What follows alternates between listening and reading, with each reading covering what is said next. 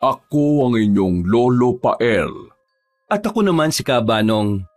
At ito ang aming kwento.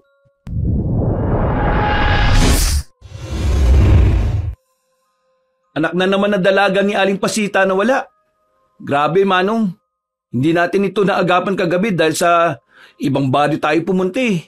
Magaling rin talaga magmanipula ng sitwasyon tong tribo ni Alcaparo, no? Sige lang. Hindi naman niya agad-agad masasaktan ng mga kinuha niya dahil para yun sa tagapagmana ng batugan na pinuno ng aswang na yon. Kaya nga dapat mahanap na ang anak ng halimaw na yun eh. Pero mahanap lang natin yon kapag nahanap natin si Esmeralda. Pero laging negatibo ang balitang dala ni Barok eh. Kaya nga tanggal na siya sa trabaho niya eh. Kasi hindi siya magaling sa ganon. Grabe, ang saklap naman ng kapalaran ni Barok. Tanggal siya sa trabahong walang sahod. Aray ko. Nagrereklamo ka kasi walang sahod sa trabaho niyong ta? Naku po, Manong, hindi po. Mahal na mahal namin itong trabaho na ito, no? Alam kong hindi niyo mahal ang trabahong yan. Pero kung hindi niyo yan pahahalagahan, lalo ka na. Hindi mo may paghihiganti ang mga magulang mo na pinatay ng aswang sa loob ng isang araw lang. Hindi ba't yun naman ang rason kung bakit mo ito ginagawa? Ayan na nga tayo eh. Pinaalala mo pa talaga, Manong. Alam mo naman na ang sakit sa bituka ang alaala na yan. Eh kaya nga wag mo akong biruin sa ganon kasi mauungkat at mauungkat talaga yung bagay na hindi mo maaalala. Kaya ulas ikaw ang gumawa ng trabaho ni Barok na hindi niya magawa-gawa. Oh, bakit naman po ako? Hindi ko nga po masyadong kilala yung Esmeralda na yun eh. Naintindihan mo ba yung salitang maghahanap? Ibig sabihin, hindi mo alam kung saan o kung sino siya. Kaya mo hahanapin. At alam ko namang kaya mong gawin yun eh. Ikaw pa ba? Ay nako, ang hirap din naman pala ng palaging magaling eh. Sa'yo na lang lahat ibinibigay yung mga mahihirap na trabaho. Ay bakit? Nagrereklamo ka ba? Ha, Kulas? Hindi o. Sige po, Manong. Gagawin ko na po. Maraming salamat po sa utos ha. Isa sa mga maaasahang manunugi si Kulas ng albularyo na si Vito. Ang kasaysayang ito ay nangyari pa matagal na panahon na ang lumipas. Ito ang panahon ng pagiging mortal na magkaaway ng mga albularyo at manunugis at ng mga aswang.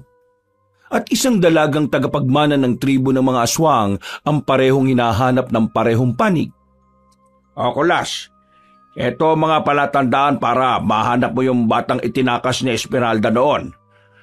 Ang batang ito ay may nunal sa hita at hugis puso yon. Sa hita po talaga, Manong? Wala tayong magagawa. Doon tumubo yung nunal eh. Basta, hugis puso ito. At sigurado ko ang batang ito dalaga na ngayon na may malakas na pandinig, malakas na pakiramdam at may matalas na paningin kahit sa madilim. Parang ang hirap naman po hanapin yung mga palatandaan na yan, Manong. Pwede siyang magpanggap dyan eh. Kaya nga galingan mo. Yun na nga. Eto pa.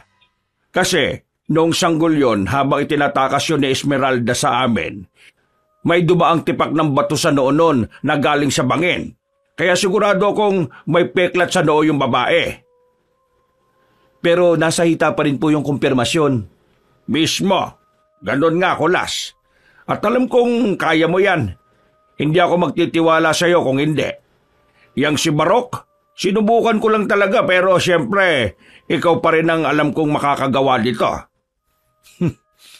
Yun lang. Mukhang kailangan ko maging manyakis. Nasa hita yung palatandaan eh. Kahit na ano na yung diskarte mo na yan ikaw na bahala. Ang importante, matuntun mo yung babaeng yon bago pa siya matuntun ng mga kalahi niya. Dahil mahirap kalaban yon kapag naging aswang yon na gaya nila. Kapag nakita ko na po siya, anong gagawin ko? Di patayin mo para wala nang hahabulin ng mga aswang. Papatayin ko kahit hindi pa siya aswang? Oo, dahil anak pa rin siya ng aswang. At bukod doon, nung sanggol pa lang siya naiharap na ito ng kanyang ama sa orakulo nila at nabasbasan. Ang kailangan na lang nilang gawin sa batang yun ngayon ay ang palunukin ng batong inilaan para sa kanya. Ang batong yon ay dating pag-aari ng pinakamalakas na babaeng aswang sa grupo nila. Yon ang kauna-unahang pinunong babae nila. Hindi ko lang alam kung naiintindihan yun ni Esmeralda kasi siya ang nagtaka sa bata nang makuha namin ito mula sa mga aswang Ayon sa kwentong nakaraan ng mga albularyo at manunugis, itong si Esmeralda ay kabilang sa tribo nilang mga manunugis at nagkamali dahil sa pagtakas nito sa sanggol na anak ng aswang sa kamay ng mga albularyo. Nauunawaan naman ni Kulas ang ibig sabihin ni Esmeralda. Tulad niyang may malambot na puso, talagang hindi niya kakayanin na makitang may sanggol na pinapatay. Pero sa kabila ng mahirap na misyon, sinunod pa rin nito ni Kulas. Magandang araw po. Magtatanong lang po. May kilala po ba kayong ginang na nagngangalang Esmeralda? Ay, umiling? Ale, may nakilala ka bang babae na nagngangalang Esmeralda dito? Ay sus, pambira naman ng suplada. Sinagi pa ako sa balikat. Magandang araw. May kilala po ba kayong Esmeralda rito? May hinahanap ka pong tao, kuya? Oo. Hinahanap ko yung ginang na Esmeralda ang pangalan. May kilala ka ba? Wala po pero gusto mo po bang tulungan kita? Tutulungan mo ako? Paano mo naman gagawin yun Ako nga, hindi ko alam kung sino yung hinahanap ko. Di mas lalo po kitang tutulungan sa ganyan. Ay nako, wag na. Kung nahihirapan ako, siguradong mas mahihirapan ka. May kambal po akong swerte, kuya. Maniwala ka po sa akin. Yang hinahanap mo po, mabilis makita yan. Kaya pumayag ka na po. Pagkain lang naman po ang kailangan ko Kahit yung tira-tira mo lang po, kapalit po ng serbisyo ko. Nako, kaya pala Nag-aalok ng serbisyo para lang sa pagkain. Bata, bakit? Nasaan ba yung mga magulang mo? Patay na po sila, kuya Pinatay sila ng mga aswang para lang makuha yung ate ko. Ano? Pinatay ng aswang? Naniniwala po ba kayo sa aswang, kuya? Oo naman. Pinatay rin nun ng nanay kong buntis at ng tatay kong manunugis. Kaya pala, manunugis po pala ang tatay mo. Pero patay na Kahit na po, anak ka pa rin po ng manunugis. Ibig sabihin, may kaalaman ka tungkol sa aswang. Pwede po ako magpaturo sa iyo lumaban? Okay lang po ba? Gusto ko po kasing bawiin yung ate ko Sus, Ginoo. Wag na. Mapapahama ka lang sa mga yon. O siya, sige na. Sumama ka na sa akin. Wala ka naman palang ibang masasandalan pa Malungkot po ang buhay ko, kuya. Pero ayaw ko na magkwento. Sapat na sa akin na isama niyo ako. Dahil sa awa, isinama na lang ni Kulas ang batang lalaki. Lumang-luma na ang damit nito at butas-butas na rin ang tsinelas. Napakapayat pa nitong bata na nakadagdag pa sa nakakaawa nitong sitwasyon. Mapapansin rin niya ang nginig ng katawan nito. Patunay na ang batang yon ay kasalukuyang gutom. Gusto mo nito? Naku po, kuya. Tinapay yan ang sarap niyan. Natikman ko po yan nung buhay pa sila nanay. E di, kumain ka ulit para maalala mo ang lasa. Maraming salamat, kuya. Ulo ka talaga ng langit para sa akin. Ay sus, karapatan mong makatanggap ng malasakit kaya nagkita tayo. Halika na, doon tayo sa tindahan at bibili tayo ng panulak mo dyan. Baka wala ka ng pagkain dyan, kuya Pwede naman tayo magati na lang dito. Hindi na. Para na sa'yo yan kaya ubusin mo na para sumigla ka. Napapansin ko, nanginginig ka Nagpapanggap ka lang na masigla pero hindi nakakatakas sa paningin ko yung lindol sa katawan mo. Ilang araw ka na bang hindi nakain? Matibay na po ba ako kung sakaling sabihin ko sa inyo na 2 araw na akong hindi nakain? Ano? 2 araw na wala kang kain? Buti buhay ka pa. Tsaka, saan ka ba natutulog Wala ka bang ibang nahihinga ng tulong? Pambira ka naman Hindi po kasi ako taga dito, kuya Galing pa po ako sa bundok. Kaya nga po, ang dali lang sa aswang na yun na sumugod sa amin, di ba? Wala kasi kaming kapitbahay dun eh. Bumaba lang ako dito kasi natatakot na po ko ron. Di bali po dito kahit gabi kapag umatake ang aswang, may mga tao ko matatakbuhan. May mga tao ka nga bang matatakbuhan? Kasi kung meron, dapat hindi ka gutom ngayon. Ang importante, walang aswang na umatake, kuya. Sa bagay, mga dalaga kasi ang kailangan ng mga aswang eh. Umatake sila sa mga lugar na may mga dalaga. Pero dito pansin ko, maraming dalaga rin eh. Opo, kuya. Pero walang aswang na umaatake dito. Ayun po pala yung tindahan, oh. Bibili po ba kayo? Ay, sige, tara. Kahit nagutom ang batang yon, kapansin-pansin pa rin na marunong itong mahiya. Tinanong ito ni Kulas kung ano ang gusto nito pero ang sabi ng bata ay kung ano na lang ang naibibigay niya. Napahanga naman si Kulas sa positibong ugali nito. Halatang pinalaki ito ng mabuti ng mga magulang. Isa rin yon sa posibilidad na rason kung bakit nanatiling gutom ang bata. Ayos ka na ba sa lahat ng yan? Opo, kuya. Maraming salamat po talaga, ah. Pangako po, babawi po talaga ako sa inyo. Gagawin ko talaga ang lahat para makita niyo yung hinahanap niyo sa lalong madaling panahon.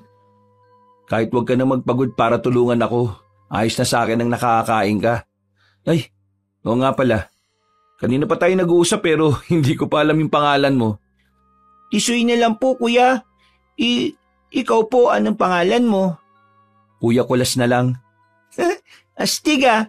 Pangalan pa lang, halatang anak ka na ng manunugis. Kulas! Shh! Huwag mo na laging banggitin yan. Gusto kong tayo lang ang nakakaalam yan ha. Opo, kuya. Kung yan po ang gusto mo. O siya, sige. Ubusin mo na yan.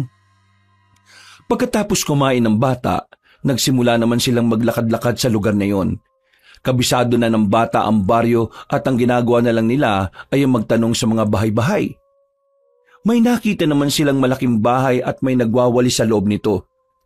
Tinanong rin nila yon kung may kakilala itong Esmeralda at ang sabi naman ng ginang na yon ay wala. Ayos lang po yan, kuya. Hindi tayo susuko. Talagang hindi tayo susuko kasi bawal sa akin yon. Ay, oo nga pala, kuya. Kamag-anak niyo po ba yun? Ano niyo po ba si Esmeralda? Tsahin niyo po ba? Hindi. Mahabang kwento, Tisoy. Pero ang edad mong yan, hindi mo pa pwedeng malaman. Masyadong komplikado para sa'yo. Ganun po ba yun, kuya? Di sige po. Hindi na ako magtatanong. Mukhang personal po eh. Halika na. Bago pa magdilim, maghanap tayo ng matutulugan. May kamalig po akong tinutulugan, kuya. Gusto mo po ba doon? O baka pala hindi ka sanay sa malamok, no? Saan ba yan? Hindi ako maarte pagdating sa higaan. Kung ganun po, di sige, sumama ka po sa akin. Medyo malayo-layo nga lang po yun. Walang problema sa akin ang malayo, Tisoy. Malayo rin naman ang pinanggalingan ko eh. Bundok pa nga yun eh. Ay, talaga po? Akala ko, ako lang ang galing sa bundok eh. Ikaw rin po pala. Malayo ba dito yung bahay ng mga magulang mo? Wala na po yun. Nasunog na po eh. Kaya nga po, ito lang ang damit ko. Tiniis ko na lang. Pero dalawa naman po ito, kuya. May nagbigay naman po sa akin ng isang bihisan pero nakaraan pa po yun. Hindi po kasi siya madaling makapunta dun sa kubo eh. Talaga? Buti naman pala may nagbigay din sa'yo. Opo, pero hindi po siya tulad natin na malaya sa lahat. Bulag po kasi siya eh. Pero magaling po siya gumawa ng bayong gamit lang nito at kawayan. Ha? Bulag siya pero may ganun siyang kakayahan? Talentado pala siya kung ganun. Ay nako, sinabi mo pa kuya. Gusto mo po, bago natin puntahan ng kubo, puntahan muna natin yung pwesto niya. Pero hindi lang po siya natin pwedeng kausapin kasi baka po pagalitan siya ng amo niya. Masungit po kasi yung may-ari ng pagawaan ng bayong. Di wag na muna. Doon na muna tayo sa kubo na tinutuluyan mo. Halika na. Gusto ko na rin kasi magpahinga eh. Pero bibili na lang muna tayo ng pagkain. Ay, sige po kuya. Naganap lang din muna sila ng mapagbilhan ng pagkain nila. Medyo may kaliitan kasi ang barangay at kaya limitado ang mga tinda roon. Naglakad muna sila na may kalahating oras pa bago sila makahanap ng karinderya na mapagbibilhan ng pagkain nila. Kuya, mag-ingat lang po tayo sa mga ulam na bibilin kasi dito banda sa lugar na ito, sabi ng iba, may nangyayanggaw daw eh.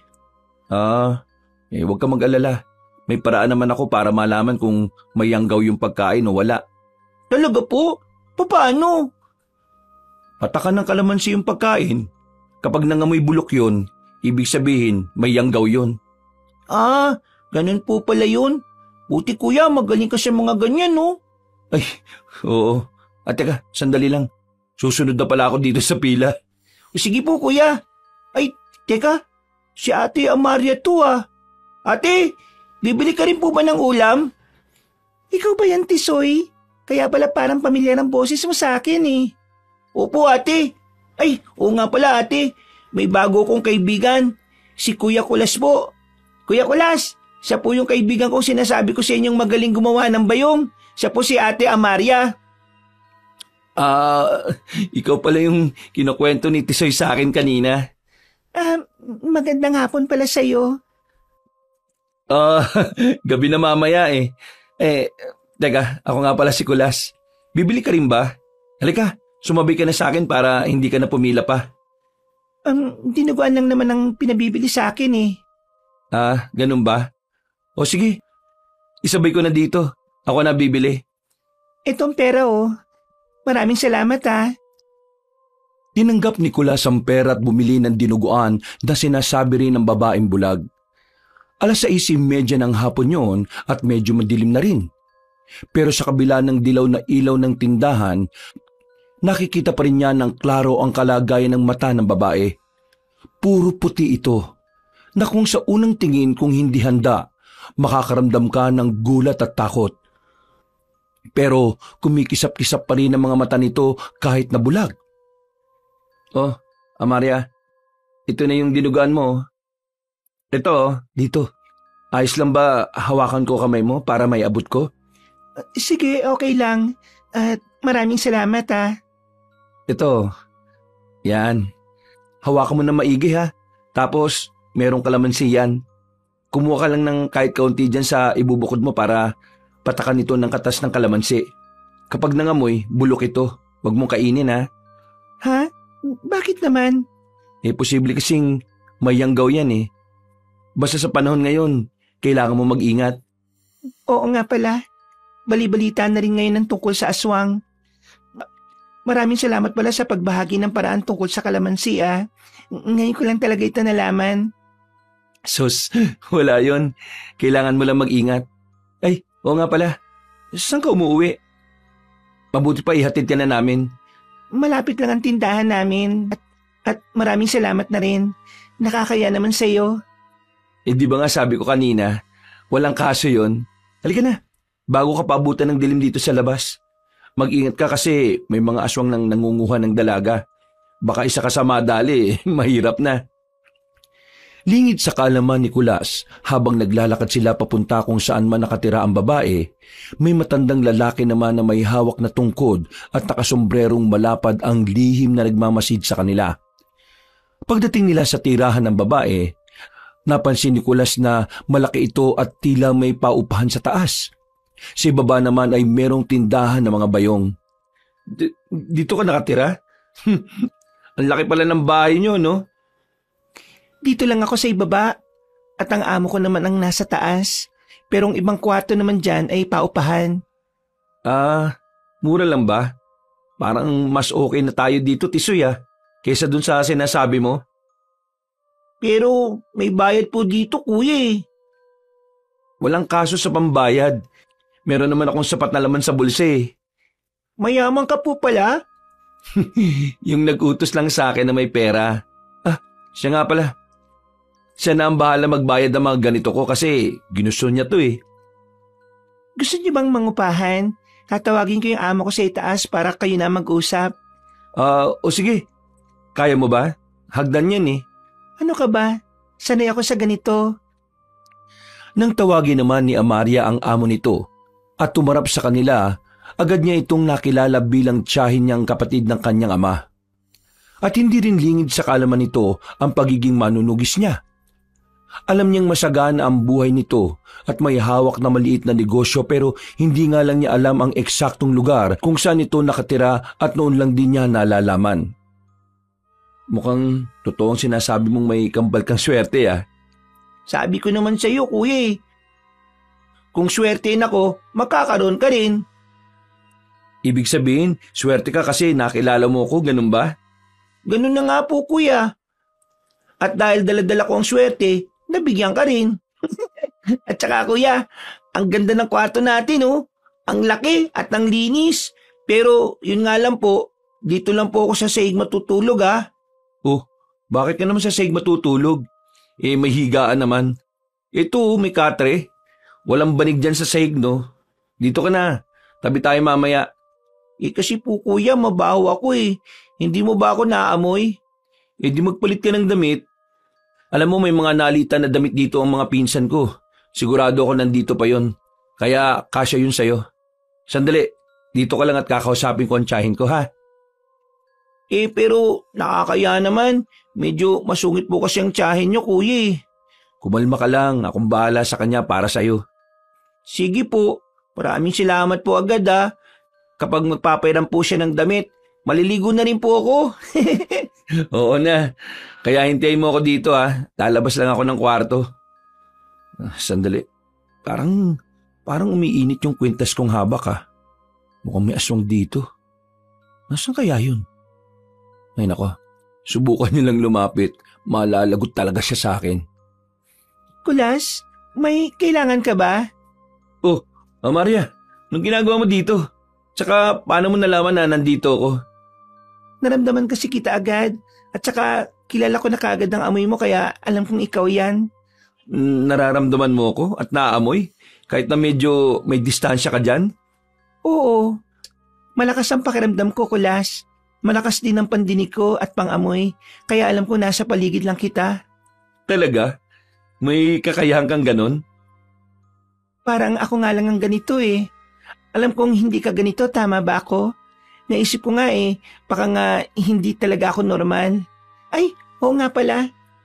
Pinadala pala sa akin ni Tia Rosa yung mga gagamitin yung pantulog. Ito, isa pang kumot kasi para tig-isa kayo ni Tisoy. Tsaka maraming salamat sa pagsama mo kay Tisoy ah. Kawawa kasi siya dun sa kamalig eh. Malamig at malamok doon tuwing gabi. Oo nga eh.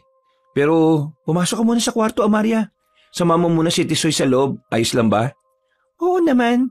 Yun din sana ang gusto kong sabihin kasi pakiramdam ko, hindi ako makakabalik sa kung saan ako natutulog.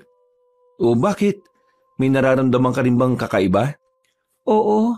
At nararamdaman ko talaga na may hindi magandang mangyayari kung dito lang ako sa Teresa. Kaya nga halika. Pasok tayo dun sa kwarto.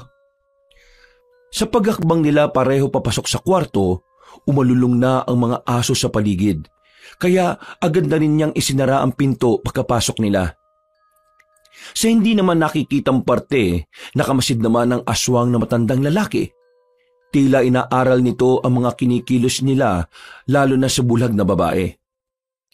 Si Kulas naman ay sa pagkakataong yun ay unti-unti na ring nagdududa sa pagkatao ni Amaria. Mamaya ka na muna magbihis, Tisoy. Nasa paligid pa ang aswang eh. May dalaga kasi rito kaya nandyan lang siya nakaabang. Ngayon mo lang ba ito naramdaman, Amaria? Oo, ngayon lang talaga. Ibig sabihin, ako ang sinusundan niya. Bakit ka sinusundan ng aswang? Ibig sabihin, ako ang sinusundan niya. Bakit ka sinusundan ng aswang? Akala ko ba mga dalaga lang ang kinukuha nila? Mukhang natunugan nila na ako ang naghahanap sa taong hinahanap din nila.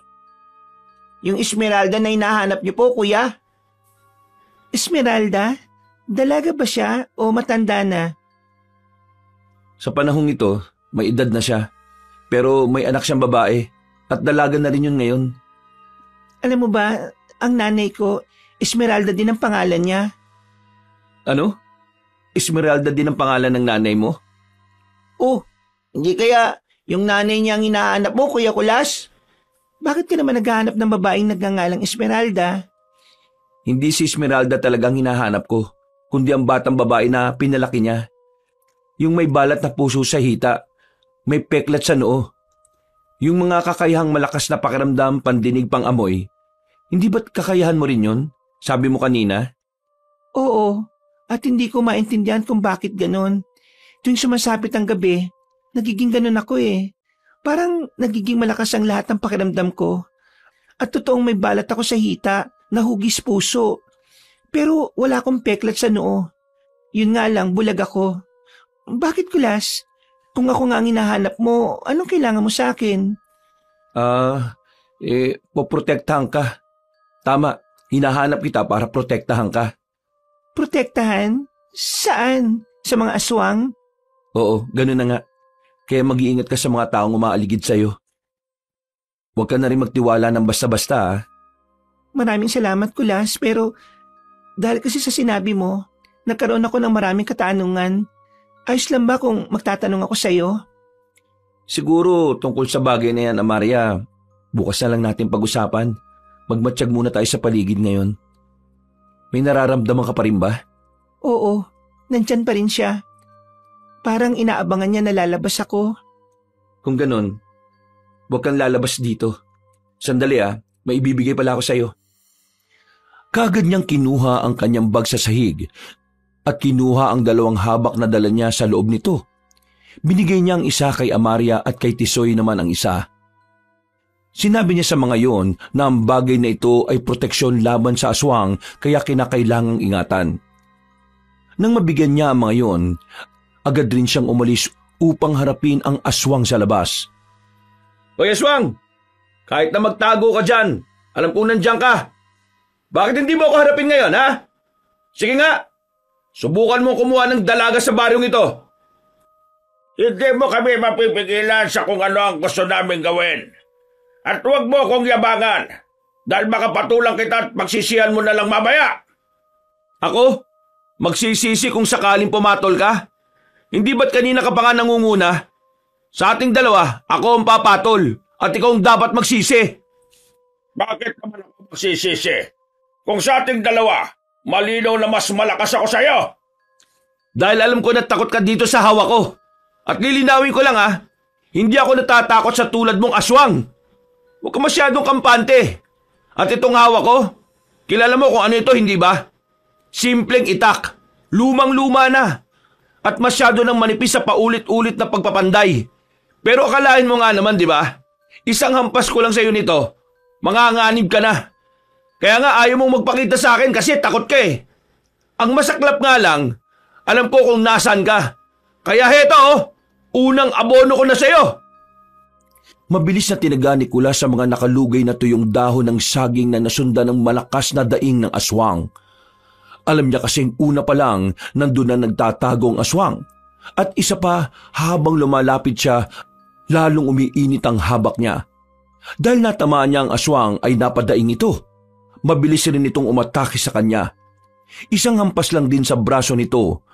Tumama ito sa dibdib niya ang mga mahahabang kuko na naging dahilan ng pagkatumban niya sa damuhan. Kung saan mas marami pa ang damong makahiya. Hindi ako papayag na isa ka sa hahad lang sa amin. Mapatay kita! Katulad ng ginawa ko sa may-ari ng itak na yan! Diyan ka nagkakamali. Dahil nangako ko sa may-ari ng itak na ito nang hindi ako magpapatalo sa aswang. Kaya heto, tanggapin mo ang talim ng itak na may halong balani at pilak! Hayop ka! Ang mukha ko! Tinaga mo mukha ko! Hindi ako papayag! Tanggapin mo rin itong mahaba akong kuko! Unahin ko na yung mata mo! Hindi mo ako mabubulag! Mahina ka ngayon dahil wala ka lang anak na kaya kang bigyan ng lakas! Ang dibdib ko! Eto na lang! Bubuksan ko yung dibdib mo! Sige, subukan mo lang! Sikapin mo yan! Kasi hihiwa-hiwain rin kitang hayop kang mabahong nilalang ka! Kulang ka pa yata sa linis ng kuko eh! Ang kapal na mukha mong gadgarin ng dibdib ko! Pagulong-gulong silang dalawa sa damuhang yon na mas lamang ang makahiya. Isang karaniwang aswang ang kanyang kalaban, kaya nanatili itong nasa anyong tao. Pero namumula ang mga mata sa dilim. Ramdam niya rin ang matitigas na balat nito sa katawan. Mahirap lang kalabanin ng aswang na yon dahil kahit ilang beses niyang sugatan parang hindi ito nanghihina.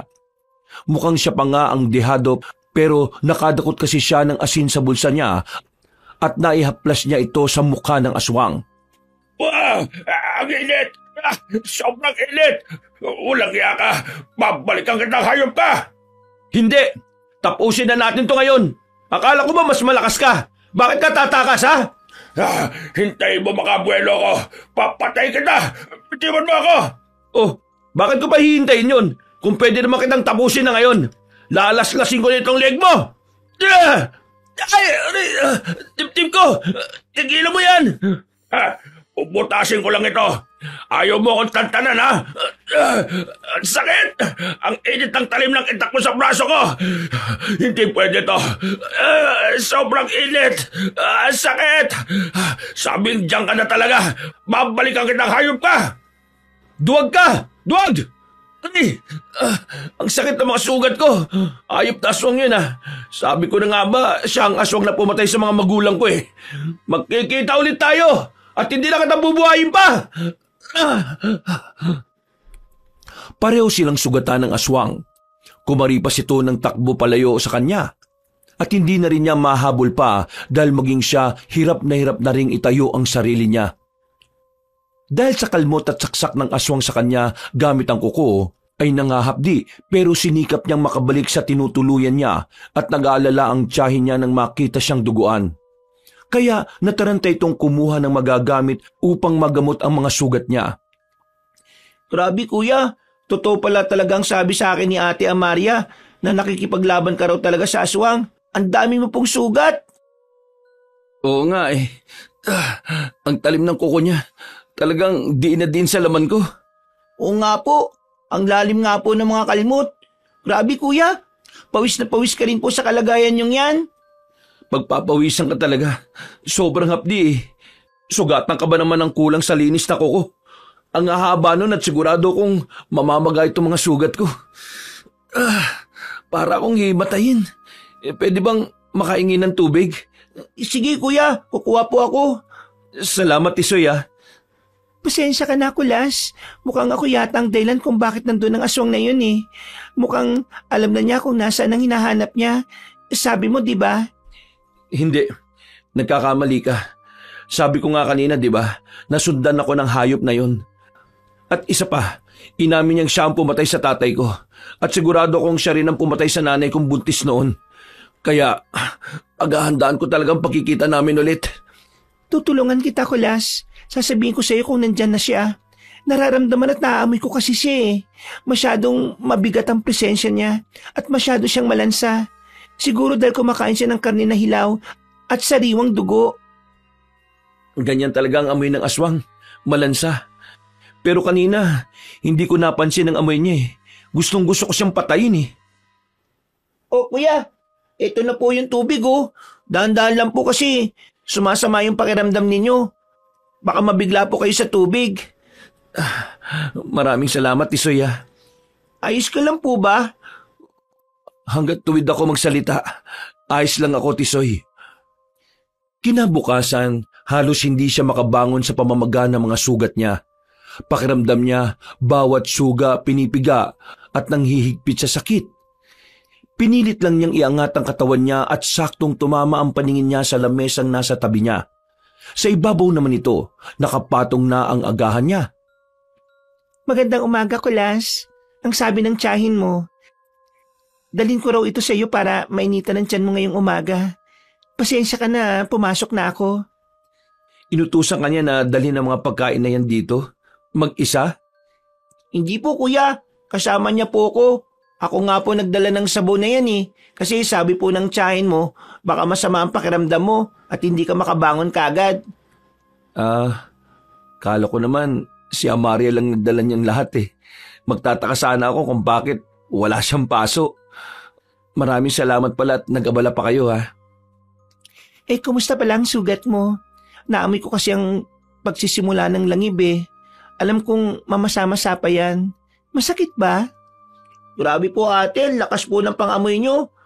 Pati ba naman langib sa sugat ni kuya naaamoy mo? Oo, Tisoy. Hindi ko alam kung bakit ako ganito eh. Hindi alam ng dalaga na ang kakayahan nito ang dahilan kung bakit nanganganib ang buhay nito kahit na sa kanya. Pero sa pagkakataong yun, hindi na alam ni Kulas kung magagawa pa niya ang bilin ng albularyong amo niya na si Vito. Hindi niya kasi nakikita ang sarili niyang pinapatay ang isang babaeng bulag, lalo na't kontra ng loob niya ang gawain yon. Kaya makalipas ang 3 araw ng pagpapagaling niya, bumalik siya sa kuta nila. Kumusta ang paghahanap mo? Nakita mo na ba si Esmeralda? Tsaka, parang may kakaiba sa'yo May iniinda ka bang sakit? May nakaharap po kasi akong aswang, Manong. Malakas siya. At iba ang sakit na dulot niya sa sugat. 3 araw na nga po itong sugat ko pero namamaga pa rin. Pero kaya ko naman po tiisin. Mukhang si Alcaparo ang nakaharap mo. Ganon kasing epekto ng koko niya Kapag namaga sobra at masyado masakit, unang hagod pa lang mamamatay ka na sa hapdi. Buti na lang nakaligtas ka. Kung sa bagay, malakas ka naman kasi yang si Alcaparo, pinakamalakas na yan sa tribo nila ngayon. Pero kung susumahin po, hindi naman talaga siya malakas Nagiging mahina ang enerhiya niya sa habak. Kaya madadaig natin siyang labanan pa isa-isa kahit papano. Pero ibang lakas ni Alcaparo kapag nahanap niya ang anak niya. Iinom kasi siya ng dugo nito bago niya ito gawing aswang. Kapag nakainom siya ng dugo ng anak niya, magiging mas malakas siya. Yang anyong aswang niya babalik sa dating laki. Ibig sabihin po itong anyo niya ngayon, hindi ito ang tunay? Hindi yan ang tunay. At bukod sa anyo na yon, may kakayahang umalipin niyang si Alcaparo ng mga mababangis na hayop. Kaya magagawa kanyang padalhan ng itim na ahas para tuklawin. Kaya pala sa ngayon, siya mismo muna ang nakasunod sa akin dahil mahina pa siya. Kaya nga kapag nakita mo yung anak niya, patay mo kagad bago pa makagawa yun ng paraan para makuha ito. Kailangan ba talaga siyang patayin kagad, Manong? Hindi po ba siya pwedeng protektahan na lang? Bakit? Nakita mo na ba si Esmeralda? Patay na ho si Esmeralda, pero nakita ko na yung babae. At isa siyang mabuting babae pero bulag. Kapag naging aswang yon, hindi na yun mabuti, Kulas. Papanig at papanig yan sa aba niya. Katulad yan sa tiyahin niya, akala namin mabait, pero nang makuha ng mga aswang naging masama na rin. Naging masama naman po siguro yun, Manong, kasi naging aswang. Pero kung poprotektahan natin ang babaeng ito at hindi siya maging aswang, mananatiling mabuting tao to. Bakit parang nagkamali pa yata kung ikaw ang pinagawa ko sa misyon na ito, Kulas Nakita mo nga agad-agad pero parang hindi mo yata masunod ang utos ko. Hindi ko papatayin ng babaeng yun. May respeto ako sa buhay niya. Kaya hanggat tao siya, hindi ko siya papatayin. Umalis ka na sa trabahong yan. Ibang manunugis na lang ang gagawa niyan. Kung manganganib rin ho ang buhay ng babaeng ito laban sa inyo, poprotektahan ko rin siya. May nakita kong kabutihan sa babaeng ito kaya hindi ako papayag na hahantong siya sa kamatayan. Kung walang kasunduan na mabubuo sa usapan natin ito, Manong, aalis na lang po ako. Hindi po ako sasangayon kung ang gusto mong masunod ay ang tanggalan siya ng buhay. Tao ho kasi siya at hindi siya aswang. Hindi ko akalaing susuwayin mo ko para lang sa babaeng yan. Gagawin ko po kung ano ang tama na ipapagawa niyo sa akin. Susuwayin po kita kapag nakikita ko naman itong mali. Sige na ho, aalis na ho ako. Kapag po may inutusak ang ibang manunugis para saktan siya, ako na ho ang makakaharap niya. Tatay niya ang pumatay sa mga magulang mo, Kulas. Paalala lang Tatay niya ho yun, hindi siya. Halos manginig sa galit ang albularyo ng talikuran nito ni Kulas matapos siyang magsalita. Nang tuluyan ng makalis si Kulas sa lugar na yon, inaasahan na niyang magpapadala ito ng ibang manunugis para saktan ng babae. Kaya agad siya umuwi sa paupahan ng tiyahin niya. Oh, Kuya Kulas, kumusta po lakad? Nasaan si Amaria? Gumagawa siya ng bayong dun sa tindahan. Bakit po? Wala naman. Tsaka kung may napansin kang kakaiba na parang nagmamasid sa kanya, sabi mo kaagad sa akin, Tisoy, ha? Alam kong malakas ang pakiramdam niya at magsasalita din yan. May problema ba, Kuya? Talaga bang agresibo na po yung mga aswang na atakihin si Ate Amaria? Ay, Siguro, sabihin ko na lang talaga ang totoo sa kanya. Teka nga, puntahan ko na lang siya dun sa pwesto niya. Sige po, kuya. Ay, nakalimutan ko pala ang utos niya. Naku, buti na lang naalala ko kagad. Utos na ano? Na bumili po ng ulam. Sige. Ingat sa pagbili mo ng ulam ha. Alam mo naman ang ibig ko sabihin. Sige po, kuya. Nang tumakbo palis ang bata, napansin niya ang suot itong damit na tila bago. Napangiti siya sa isiping may taong bumili ng bagong damit para dito. Nang nawala na ito sa paningin niya, agad siyang pumasok sa tindahan ng bayong at napatitig sandali sa babaeng gumagawa nito. Alam kong nandyan ka, Kulas. Naamoy kita eh. Tsaka, bakit parang kabado ka? Naririnig ko kasi yung kabog ng dibdib mo eh. Mabilis at malakas. May problema ba? Ha? Wala talagang takas ang presensya ko sa iyo ah. Sana mabango ko dyan sa pangamoy mo. Hindi ka mabango, Kulas eh. Sinasabi ko na nga ba eh. Pero siyempre, hindi ka rin mabaho. Amoy araw ka lang talaga at normal lang naman yun sa tao. Kung sa bagay, akala ko kasi naamoy mo pati yung dugo ko eh. Bakit naman maamoy ko ang dugo mo? Hindi ba't aswang lang naman ang may ganong kakayahan? Pero sa totoo lang, naamoy ko ang dugo kapag lumalabas ito sa sugat. Parang amoy bakal na kinakalawang. Sana nga hindi dumating ang araw na hindi kalawang ang pang-amoy mo sa dugo. Bakit mo naman nasabi yan? Medyo magulo yan, Kulas ah. Hindi ko kasi masyado makuha ang ibig mong sabihin. May tanong ako sa iyo, Amaria. Tulad ng ano? Naitanong mo ba dati sa Nana Esmeralda mo kung nasaan ang tatay mo? Oo. At ang sabi niya patay na. Bakit mo naman natanong? Kasi mukhang namatay lang ang nanay mong hindi niya nasasabi ang totoo sa iyo. Ibig sabihin pala, buhay ang tatay ko? Oo. At alam ko kung sino siya. Yun ba ang dahilan kung bakit mo ako pinoprotektahan? Kasi siya ang may pakiusap sa'yo na gawin yon? Kumusta pala siya? Sino siya? Gusto ko siya makilala, Kulas. Walang magandang hangarin para sa iyo ang tatay mo, Amaria. Masama pa sa masama ang gusto niyang gawin sa iyo. Kaya hindi ko alam kung tama ang salita para sabihin na huwag kang mangarap na makita pa siya. Ha? Bakit? Ano ba ang gusto niyang gawin sa akin? Ganito kasi yun, Amaria eh. Manunugis ako ng mga aswang. Galing ako sa isang malaking grupo ng mga manunugis na sa pamumuno ng 3 albularyong malalakas din. Ang kalaban namin dito ay isang tribo ng mga aswang at ikaw. Pareho kaming naghahanap sa iyo at naguunahan. Ano? Pero bakit? Bakit ako? Dahil anak ka ng pinakamalakas sa tribo ng mga aswang. Yung nakalaban ko nung gabing yun. Aswang ang tatay ko? Pero hindi naman ako aswang, Kulas ah. Tao ako. Sadyang ganito lang ako kahit bulag ako pero may ibang kakayahan. Pero hindi naman ako masama. Alam ko naman yun, Amaria. Nakikita ko naman kung gaano ka ka-inosente. Pero ngayong alam mo na aswang ang tatay mo, pangarap mo pa rin ba siyang makita?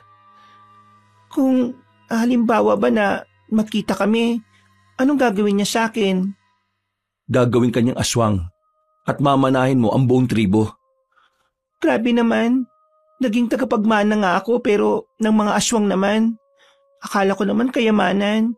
Kasi kung kayamanan lang naman, ibig sabihin magagamit ko ito para magkaroon ako ng mga mata. Kapag naging aswang ka, magkakaroon ka ng mga mata, Amaria. Sigurado makakakita ka pagkatapos kang magawang aswang ng tatay mo. Naku, hindi bali na lang no. Magiging bulag na lang ako kesa magutom sa dugot laman. Pero may isa ka pang dapat malaman. Ano yun? Masakit na katotohanan ba ulit? Oo, Amaria. Kaya sabi mo sa akin kung handa ka na bang malaman to. Wala naman ako magagawa kung yan talaga ang totoo eh. Natatakot ako pero sige. Sabi mo sa akin ang lahat ng katotohanan, Kulas. Hindi mo kasi totoong ina si Esmeralda, Amaria. Ha? Paano hindi? kinuha niya ako sa nanay ko, ganun ba? Hindi namin kilala ang totoong nanay mo. Ang totoo kasi niyan, nang iharap ka ng tatay mo sa orakulo at nabasbasan ito para sa paglaki mo, malakas ka kapag naging aswang ka. Ninakaw ka ng mga manunugis at albularyo sa kanila para huwag kang hayaang lumaki. Huwag kang hayaang lumaki? Gusto kang patayin ng mga manunugis at albularyo dahil isa kang malaking banta. Ano? Pero... Oh, kalma lang Amaria. Wala akong masamang gagawin sa'yo. Basta pakinggan mo lang ang katotohanan ito dahil karapatan mong malaman ito. Kasama kasi ako ng grupo ng Nanay Esmeralda mo. At bago ka pa masaktan ng mga albularyo, ninakaw ka niya mula sa kanila. At halata namang tinuring ka niya bilang anak niya. Kaya lumaki ka ng buong akala mo, siya ang nanay mo. Kaya pala naguunan kayo ng mga aswang na hanapin ako. At mukhang sabay pa kayo na makita ako. At mukhang ikaw din ang inatasan sa misyon na yan, Oo, tama ka Amaria. Inatasan nga ako ng albularyo na hanapin ka para patayin. Pero bakit hindi mo ako pinatay? Naawa ka ba sa akin kasi bulag ako? Dahil hindi ka aswang. Hindi pa naman ako aswang nung sanggol ako, Dahil pareho kami ng rason ng Nanay Esmeralda mo. Wala kang kasalanan, Amaria. Hindi mo ako pinatay Di lagot ka niyan sa nag-utos sa'yo. Nakausap ko na siya. At hindi ako magsisinungaling sa plano niya sa'yo. Alam kong may inutusan naman siyang manunugis para patayin ka. At yun ang gusto kong sabihin sa'yo na kailangan mo mag-ingat sa dalawang grupo na ito. Nandito naman ako para protektahan ka Pero mas maigi na alam mo yon. Matapos magpaliwanag ni Kulas kay Amaria, huminga na lamang siya ng malalim dulot ng awa niya sa babae. Masakit para sa kanya ang makita ang sitwasyon nitong bulag pero natatakot sa sarili nitong buhay. At dahil yun ang nakita niyang tanawin sa kanyang harapan, naipangako naman niya sa kanyang sarili na poprotektahan niya ito laban sa dalawang panig. Hanggang sa isang gabi, bandang 9:00, imbis na matulog, mas pinili niyang umupo sa hagdan. Sa ibaba kasi nito ay kwarto na ng babae. Kuya Kulas, bakit hindi pa po kayo natutulog? Hindi pa kasi ako inaantok, Tisoy Mauna ka na lang doon. Susunod ako mamaya. Samahan na lang po kita dito, kuya. Hindi rin naman ako inaantok Teka, ano yung kuya? Narinig niyo yun? Sa lakas ng alulong ng mga aso, imposibleng hindi ko yun narinig, Tisoy. Kasi kapag may alulong ng mga aso, kuya, ibig sabihin daw may aswang. Alam ko, Tisoy. Kaya siguro, puntahan mo si Amaria doon sa kwarto niya at samahan mo siya ron.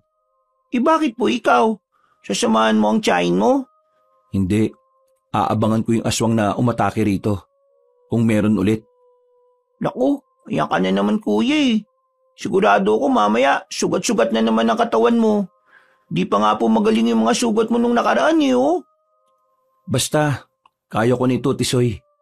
Samahan mo na lang ako doon sa ate Amaria mo. Sige na nga lang po. Mag-ingat ka po kuya Pagkababa ng bata ay lumapit sa kwarto ng dalaga. Muli siyang umupo sa ibabang parte ng hagdan. Pinagmasdan niya ang madilim na bahagi sa tawid ng kalsada para lang maaninag ang nilalang na naroon, kung meron man sila. Pero sa pagkakataong yon, wala siyang nakita. Hanggang sa nakita niyang gumalaw ang sanga ng malaking puno ng mangga na nasa tapat lang ng terasa sa bandang itaas niya. Kumusta, aswang? Mukhang gumaling ka na sa mga sugat mo, Mayroon lang akong mensahe para sa'yo. Tatantanan ko ang pamilya mo. Isuko mo lang sa akin ang babae. Babalik ko rin ang dalagang kapatid ng batang lalaking kasama mo. Pinatay mo ang nanay at tatay ko. Yung nanay ko buntis. Kung siguro hindi mo sila pinatay at hawak mo lang ngayon, siguro may posibilidad na makipagkasundo ako sa'yo. Kaso wala ka namang hawak kahit sino sa pamilya ko Pero ka pang kapatid na babae, hindi ba? Hindi ka ba natatakot na patayin namin siya? Ganun ka ba kasigurado na makukuha mo siya? Ako pa nga lang ang nakakalaban mo, hirap na hirap ka na Ano pa kaya kung sinugod mo yung kuta namin? Nandun lang naman ang kapatid ko at protektado ng mga manunugis. Ganon ka rin ba kasigurado na napakahina kong nilalang, ha? Wala kang alam sa mga ginagawa ko para lang makuha ang gusto ko. Kung talagang magaling kang kumuha ng gusto mo, hindi mo yan babanggitin sa akin kasi posible na mas mauutakan lang kita. Alam ko naman na pwedeng panlilinlang lang yung ginagawa mo. Pero sigurado ka ba na malilinlang mo ako? Pagkikita tayo ulit, bata. Kukunin ko pa rin ang anak ko sa'yo.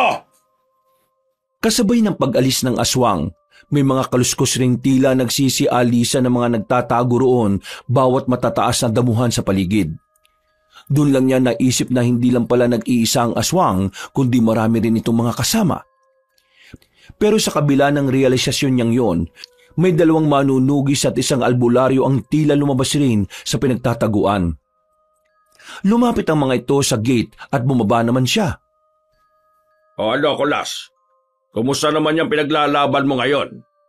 Sinasabi ko sa iyo, hindi ka tatantanan ng mga aswang na yan hanggat buhay ang babaeng yan na kasakasama mo. Hayaan niyo lang mabuhay ang babaeng to. Ako na ang bahala sa aswang na yon. Magtutos pa rin po kami nun. Alam ko po yun, Manong Vito. Kahit wag niyo na akong tulungan. Ang tigas talaga ng ulo mo ano. Ikaw na yan Nahipnotis mo ka pa rin ng babaeng yan. Walang alam sa ganyan si Amaria, Manong Vito. Isa lamang siyang babaeng pinagkaitan ng paningin. At walang ibang pangarap kundi ang mamuhay ng malaya. Walang kasalanan sa atin ng babaeng to, Manong. Biktima lang din siya ng sarili niyang ama. Bakit hindi na lang natin siya tulungan imbis na patayin? Sa ngayon, nagpapatulong yan. Pero sana hanggat tumutulong ka, nagpapatulong rin siya. At hindi kanya nililinlang lang. Sigurado naman akong pinalaki siya ni Esmeralda na maayos. Kaya siya lumaking mabuting tao ngayon at hindi nagpapanggap lang. Tumandaan na ako sa pagiging albularyo, Kulas. Alam ko na mga ganyang kalakaran. Kaya nga hindi ba, kabilin-bilinan kung huwag kang magtiwala. Kaya sana itatak mo rin yan sa kukote mo. Umalis rin ang albularyo at dalawang manunugis na bumisita sa kanya ron. Huminga lamang siya ng malalim at bumalik sa loob. Saktong bumukas din ang pinto ng kwarto ni Amaria. Kulas? Wala na sila. Huwag ka na mag-alala. Kahit bumalik pa sila rito, ako pa rin ang haharap. Narinig ko ang lahat ng napag-usapan niyo sa labas, pati yung sa aswang. Totoo ngang ama ko siya. Pero wag mo akong ibigay dun, Kulas, ha. Alam kong nag-alok siya ng kasunduan. Narinig ko rin kasi. At pasensya ka na kasi naiipit ka yata dahil sa akin. Mabuting tao ka, Amaria. Alam ko yun at nararamdaman ko yun. Hindi ka dapat nahabulin na kung sino man ang buhay mo dahil lang sa pinagmulan mo. Tutulungan kita kasi alam kong wala kang ginagawang masama. At syempre, hinding-hindi kita ibibigay sa tatay mo. Maraming salamat, Kulas, ha. Kuya, sa palagay mo po, buhay pa ang ate ko? Oo, Tisoy. Alam kong buhay pa ang ate mo. Dahil mamamatay lang siya kapag nakuha nila si Ate Amaria mo. Bakit papatayin? Ibig sabihin pala kapag makuha nila ako, maraming buhay ang mga nganib kasi marami silang babaeng nakuha. Oo, ganun na nga.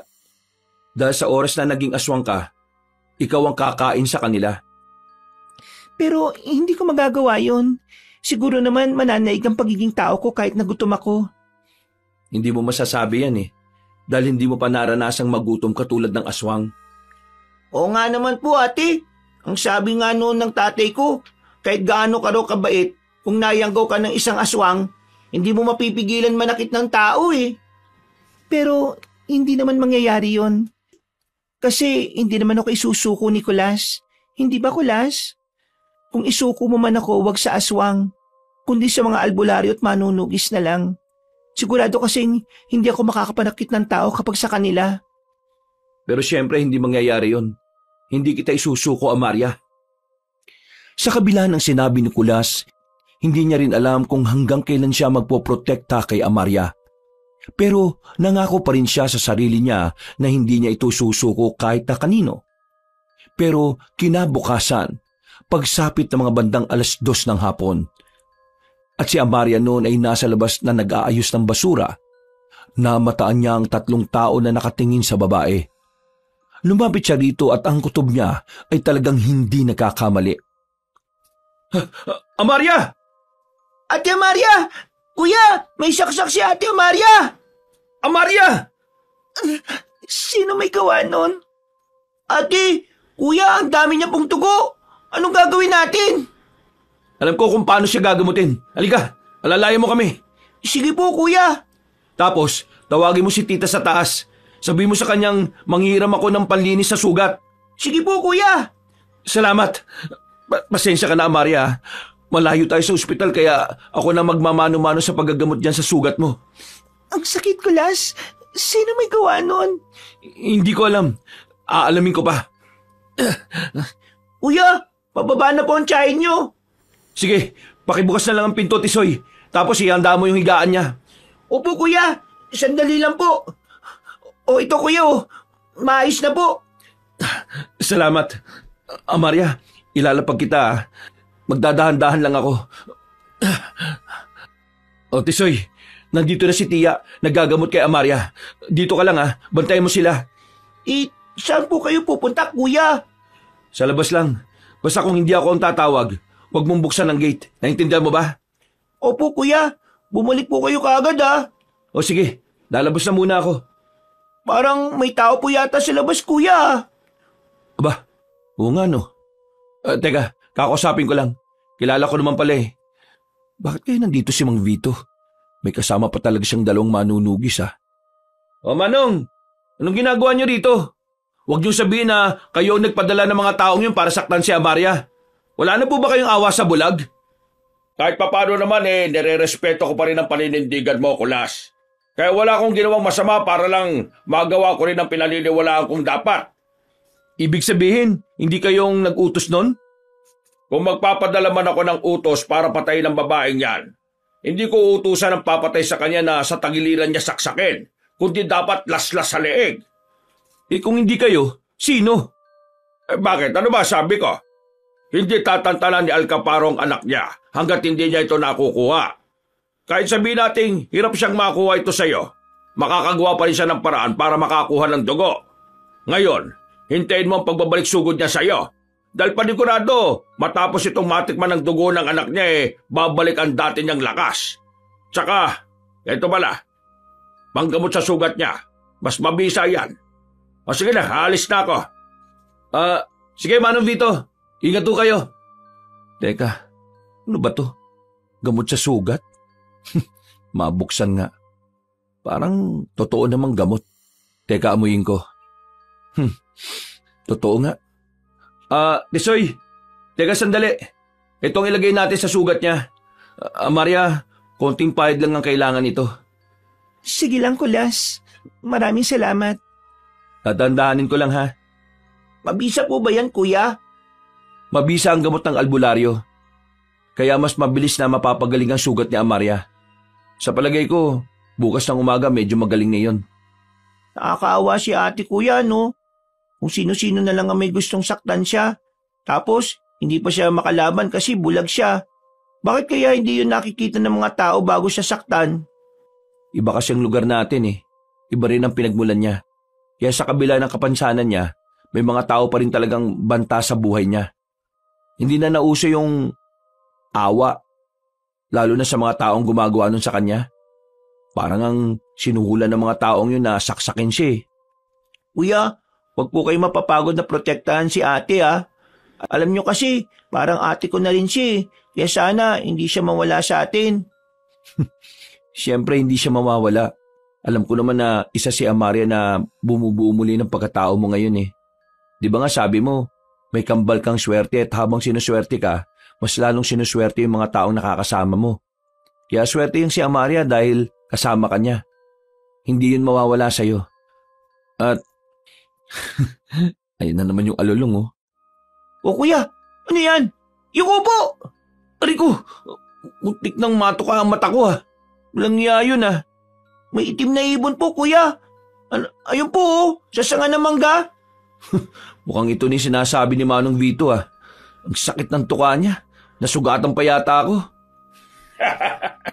Kumusta ka na ngayon, Manunugis? Nagustuhan mo ba ang sorpresa ko? Masyadong mahina tong sorpresa mo. Huwag kang magyabang, no? Tisoy, halika. Samahan kita pababa, tapos... Kuya, nasa harapan natin, tumalon siya. Huwag kang matakot. Diyan ka lang sa likod. Nakaharang lang ang aswang sa kanila. Kaya lang naman sila laging naatake ng aswang sa parte ng bahay na yon dahil ang sitwasyon nito ay hagdan sa gilid. May maliit na gate sa ibaba ng hagdan at sa kanang bahagi nito yun ang tindahan. Sa itaas naman ng terasa ang naroon kaya mabilis ring talunan ng aswang galing sa puno ng mangga. At ang daanan mula sa ilalim ng hagdan papasok, matatagpuan ang kwarto ni Amaria at doon sila dahan-dahan napapasok. Ano ha? Wala kang dalang armas? Hindi kaya handa ngayon? Tama ka, hindi nga talaga ako handa ngayon. Pero dahil wala akong kahit na anong sandata, napakahina mo na sa paningin ko. Masyado ka mapagsamantala. Dahil hindi tayo uusad sa puro bakbakan na walang utakan, Manunugis. Kaya ngayon, tingnan natin kung kaya mong lusutan ang ganitong sitwasyon. Sige mga aswang, kunin niyo ang anak ko sa loob! Mabilis na kumilos si Kulas at binanata ng sipa ang aswang. Nahulog ito sa hagdan at tinabol pa niya pababa at pinasundan ng isa pang sipa bago ito bumagsak sa ibaba. Si Tisoy naman, mabilis na tumakbo papunta sa kwarto ng babae nang makalusot na ito sa daan papunta roon. Habang siya naman, bawat aswang na akmang papasok sa makitid na daan papasok ay binabanatan niya ng sipa palabas. Mga inudil! Wala nang ang armas yan! Bakit hindi nyo man lang magawang mapatumba? Kuya, ang itak mo po. Sige, iagis mo Tisoy at magtago ka kagad. Opo, ito po. Uutakan mo ba ako? Eh di, patalasan ng utak. Sige, dito kayo. Hala, sugod! O eto, pasok! Sige, pasok pa! Pumasok kayo at puntuan nyo kaagad ang kwarto ng babae. Nakakaawa ka, Kulas. Akala mo kaya mo kami, pero nagkakamali ka! Umatake ang aswang sa kanya at nang iangat na niya ang itak niya, biglang may pumigil sa kamay niya sa likuran at kasabay noon ang pagdiin ng matulis na kuko sa kanyang leeg. Nang tingnan niya ito, lumabas ang katagang inay sa bibig niya bago siya mawala ng malay. Dahil nawalan siya ng malay, wala nang nakapigil sa mga aswang na kunin si Amaria. Agad siyang nilapitan ni Tisoy at umiiyak itong sapilitan siyang ginigising. Kuya, gumising ka po. Tulong! Si Ate Amaria nakuha po nila. Kuya, Kulas, gising po, kuya. Tisoy, Rico, ang sakit ng leg ko. Naku, maraming salamat po nang gising ka kagad. Kuya, hindi pa sila nakakalayo. Nakuha nila si Ate Amaria. Ha? Ano? Aray, hindi pwede. Kailangan ko siyang mabawi. Ano gagawin natin, kuya? Nakuha na nila si Ate Amaria. Baka patayin na rin nila pati ang ate ko. Sandali, susundan ko sila. Bakit nandun ang nanay ko? Anong ginawa nila? Aray, Kuya, sasama po ako. Hindi, wag. Dito ka na lang. Mas magaan kapag kasama mo ako, kuya. Matutulungan po kitang itakas sila. Sige na, kuya, para may magawa naman po ako para sa ate ko. Oo na, sige na. Tara, naiintindihan naman kita eh. Kukuha lang tayo ng magagamit natin panlaban sa mga aswang. Maraming salamat po, kuya. Tsaka, kabisado ko naman po ang kagubatan eh. Baka dadaan sila doon sa bahay namin. Dati po kasi, doon sila banda dumaraan dahil merong bangin doon. Kung ganon, halika na. Doon tayo sa sinasabi mong posibilidad. Hindi tayo pwedeng mahuli, Tisoy. Tara na. Opo, kuya. Nasa atin na po ngayon nakasalalay ang buhay ng mga biktima. Kaya kuya, dapat hindi ako magkakamali. Ayos na itong dala ko. Huwag na tayo magkaksaya pa ng panahon. Tara na. Handaan na rin ako, kuya. Tayo na po. Doon tayo sa likod dumaan. Sige, mauna ka. Nasa likod lang ako at nakasunod sa'yo. Sige po. Grabe. Ang dilim pala dito. Sanayin mo lang ang mga mata mo. Maya-maya magiging malinaw na yan. Pero sa gubat siyempre, madilim na talaga. Tulong! Bitiwan niyo ako! Tulong! Tulungan niyo ako! Mga aswang sila! Tulong! O kuya, parang nandun pa sila. Nandun pa lang sila sa loob ng kakauyan, no? Amaria! Amaria, nandito kami, Amaria! Ayun sila, kuya! Abulin na po natin sila! Ano ba kayo? Kulang yung babae niyang na-date pa kayo! Habulin niyo, dali! Ha? Nakatakas siya. Amaria! Amaria, nasan ka? Salubungin mo kami! Kulas, tulungan mo ako! Ayoko maging aswang, Kulas! Ito ang boses ko! Sundan mo ang boses ko! Ate, nandito po kami! Huwag ka tumigil sa pagsigaw! Tara dito, Tisoy, dali! Opo, kuya! Kuya, may umarang! Ako na dito. Salubungin mo si Amaria. Opo, kuya! Hindi niyo siya makukuha sa akin! Amaria! Ako ang tatay mo! Bakit hindi ka sa akin kumakampi? Tayo ang pamilya! Tayo ang magkalahi! Ako ang tatay mo! Nahihirapan ka bilang bulag, hindi ba? Sabihin mo man sa akin at sa hindi. Alam kong gusto mo makakita ng umaga. Amaria! Huwag kang makinig sa kanya! Sumalubo ka sa amin! Kuya, ang dilim! Gumamit ka ng ilaw. Yung flashlight na baon natin, gamitin mo. Tama na, pasimple-simple lang. Kalat ka rin yun na kung ayaw makinig. Bitiwan niyo ako, ano ba? Kuya, nakita ko na si ate, nandito siya. Oh, sige, nandyan na rin ako. Umalis kayo dyan sa harapan ko. Ayaw nyo, ha? Kung hindi kayo madala sa pakiusapan, pues dadali ko kayo sa amoy na ayaw nyo. Magsisindi ako ng goma na may halong kamangyan at bawang. Tingnan natin kung kaya nyo talaga ito. Tigilan mo yan! Halika dito. Hayop na yan. Dala mo na naman ng itak na yan. Gusto mo yatang naranasan ng tatay mo. Tatadtarin kita ng kalbot. Tatadtarin din kita ng taga. Ang init na naman. Dali sila sa walang usok. Halika dito. Sige, hilahin mo ako. Ayan, sige, hila pa. Kasi para makuha ko tong baong umuusok at nang maihilamos mo ito sa mukha mo, parang ganito. Ayaw ka talaga manunugis ka. Mas mabaho ka, siraulo. Pwe! Ayaw ka talaga. Eto, sasaksakin kita. Puputasin ko yan dyan mo. Wag! Tiyan ko, ayop ka. Kuya, ayop kayo mga aswang kayo. Ayan, maligo kayo ng asin. Mga walang kaluluwa. Ate, bilis dito. Dito kayo kay kuya para sama-sama tayo at walang may mga hatak sa atin. Oo, may paningin ako at... Oo, may paningin ako sa dilim kahit papano. Kaya kung saan ka pupunta, Tisoy, nakasunod ako. Talagang ang tigas nyo, ha? Kunin nyo ang bata! Subukan nyo lang hawakan ng bata. Dito kayo mauubos, ha? Kita nyo to? Ha! At ano na naman yan? Sugatan ka na, manunugis. Sumigil ka na! Ikaw ang tumigil. Dahil isang hila ko lang nito. Sasabog ang usok nito. Ubus kayong lahat at kami mga tao lang matitira. Ano? Sige! Subukan nyo hawakan ng dalawa kong kasama. Hayop ka talaga. Tattad ka ng kalbot ko. Pero wala ka pa rin pakialam. Kasing tigas mo talaga ang tatay mo. Ganun talaga. Mana-mana lang yan eh. Pwes, sa ginagawa mo yan, ipapakita ko sa iyo nagkamali ka. Ihagis kita! Mabilis na kumilos ang aswang at tinuwakan sa buhok at short si Kulas para ihagis. Binitiwan niya ang hawak niyang pausok at mabilis na bumunot ng punyal sa kaluban na nasa bewang niya. Kaya kung kailan binitiwan siya nito, saka naman niya tinarak ang punyal na yon sa likod ng aswang. Kung mautak ang aswang, mas mautak siya. Kaya lumalim ang baon ng punyal at tinawakan pa niya ito ng dalawang kamay para hindi siya tumilapon at mas maidiin pa. Animal ka! Nahulog ang bomba niya! Kunin niyo ng anak ko! At ikaw, tatatarin kita ng kalbot! Dudurugin ko tong katawan mo! Bitiwan mo yung punyal! Mas lalo bumabaon sa likod ko! Kaya nga wag mo akong angasan dahil dito pa lang mapapatay na kita! Bitiwan niyo ako! Bitiwan niyo ako, sabi! Ito kasi no! Maligo kayo! Ate Maria! Huwag kang bumitaw sa akin! Patulugin niyo yung batang yan! Wag! Tisoy! Tisoy! Mga hayop kayo! Bakit niyo siya inagis? Bilisan nyo! Kunin nyo na ang anak ko! Bitawan niyo ako, ano ba?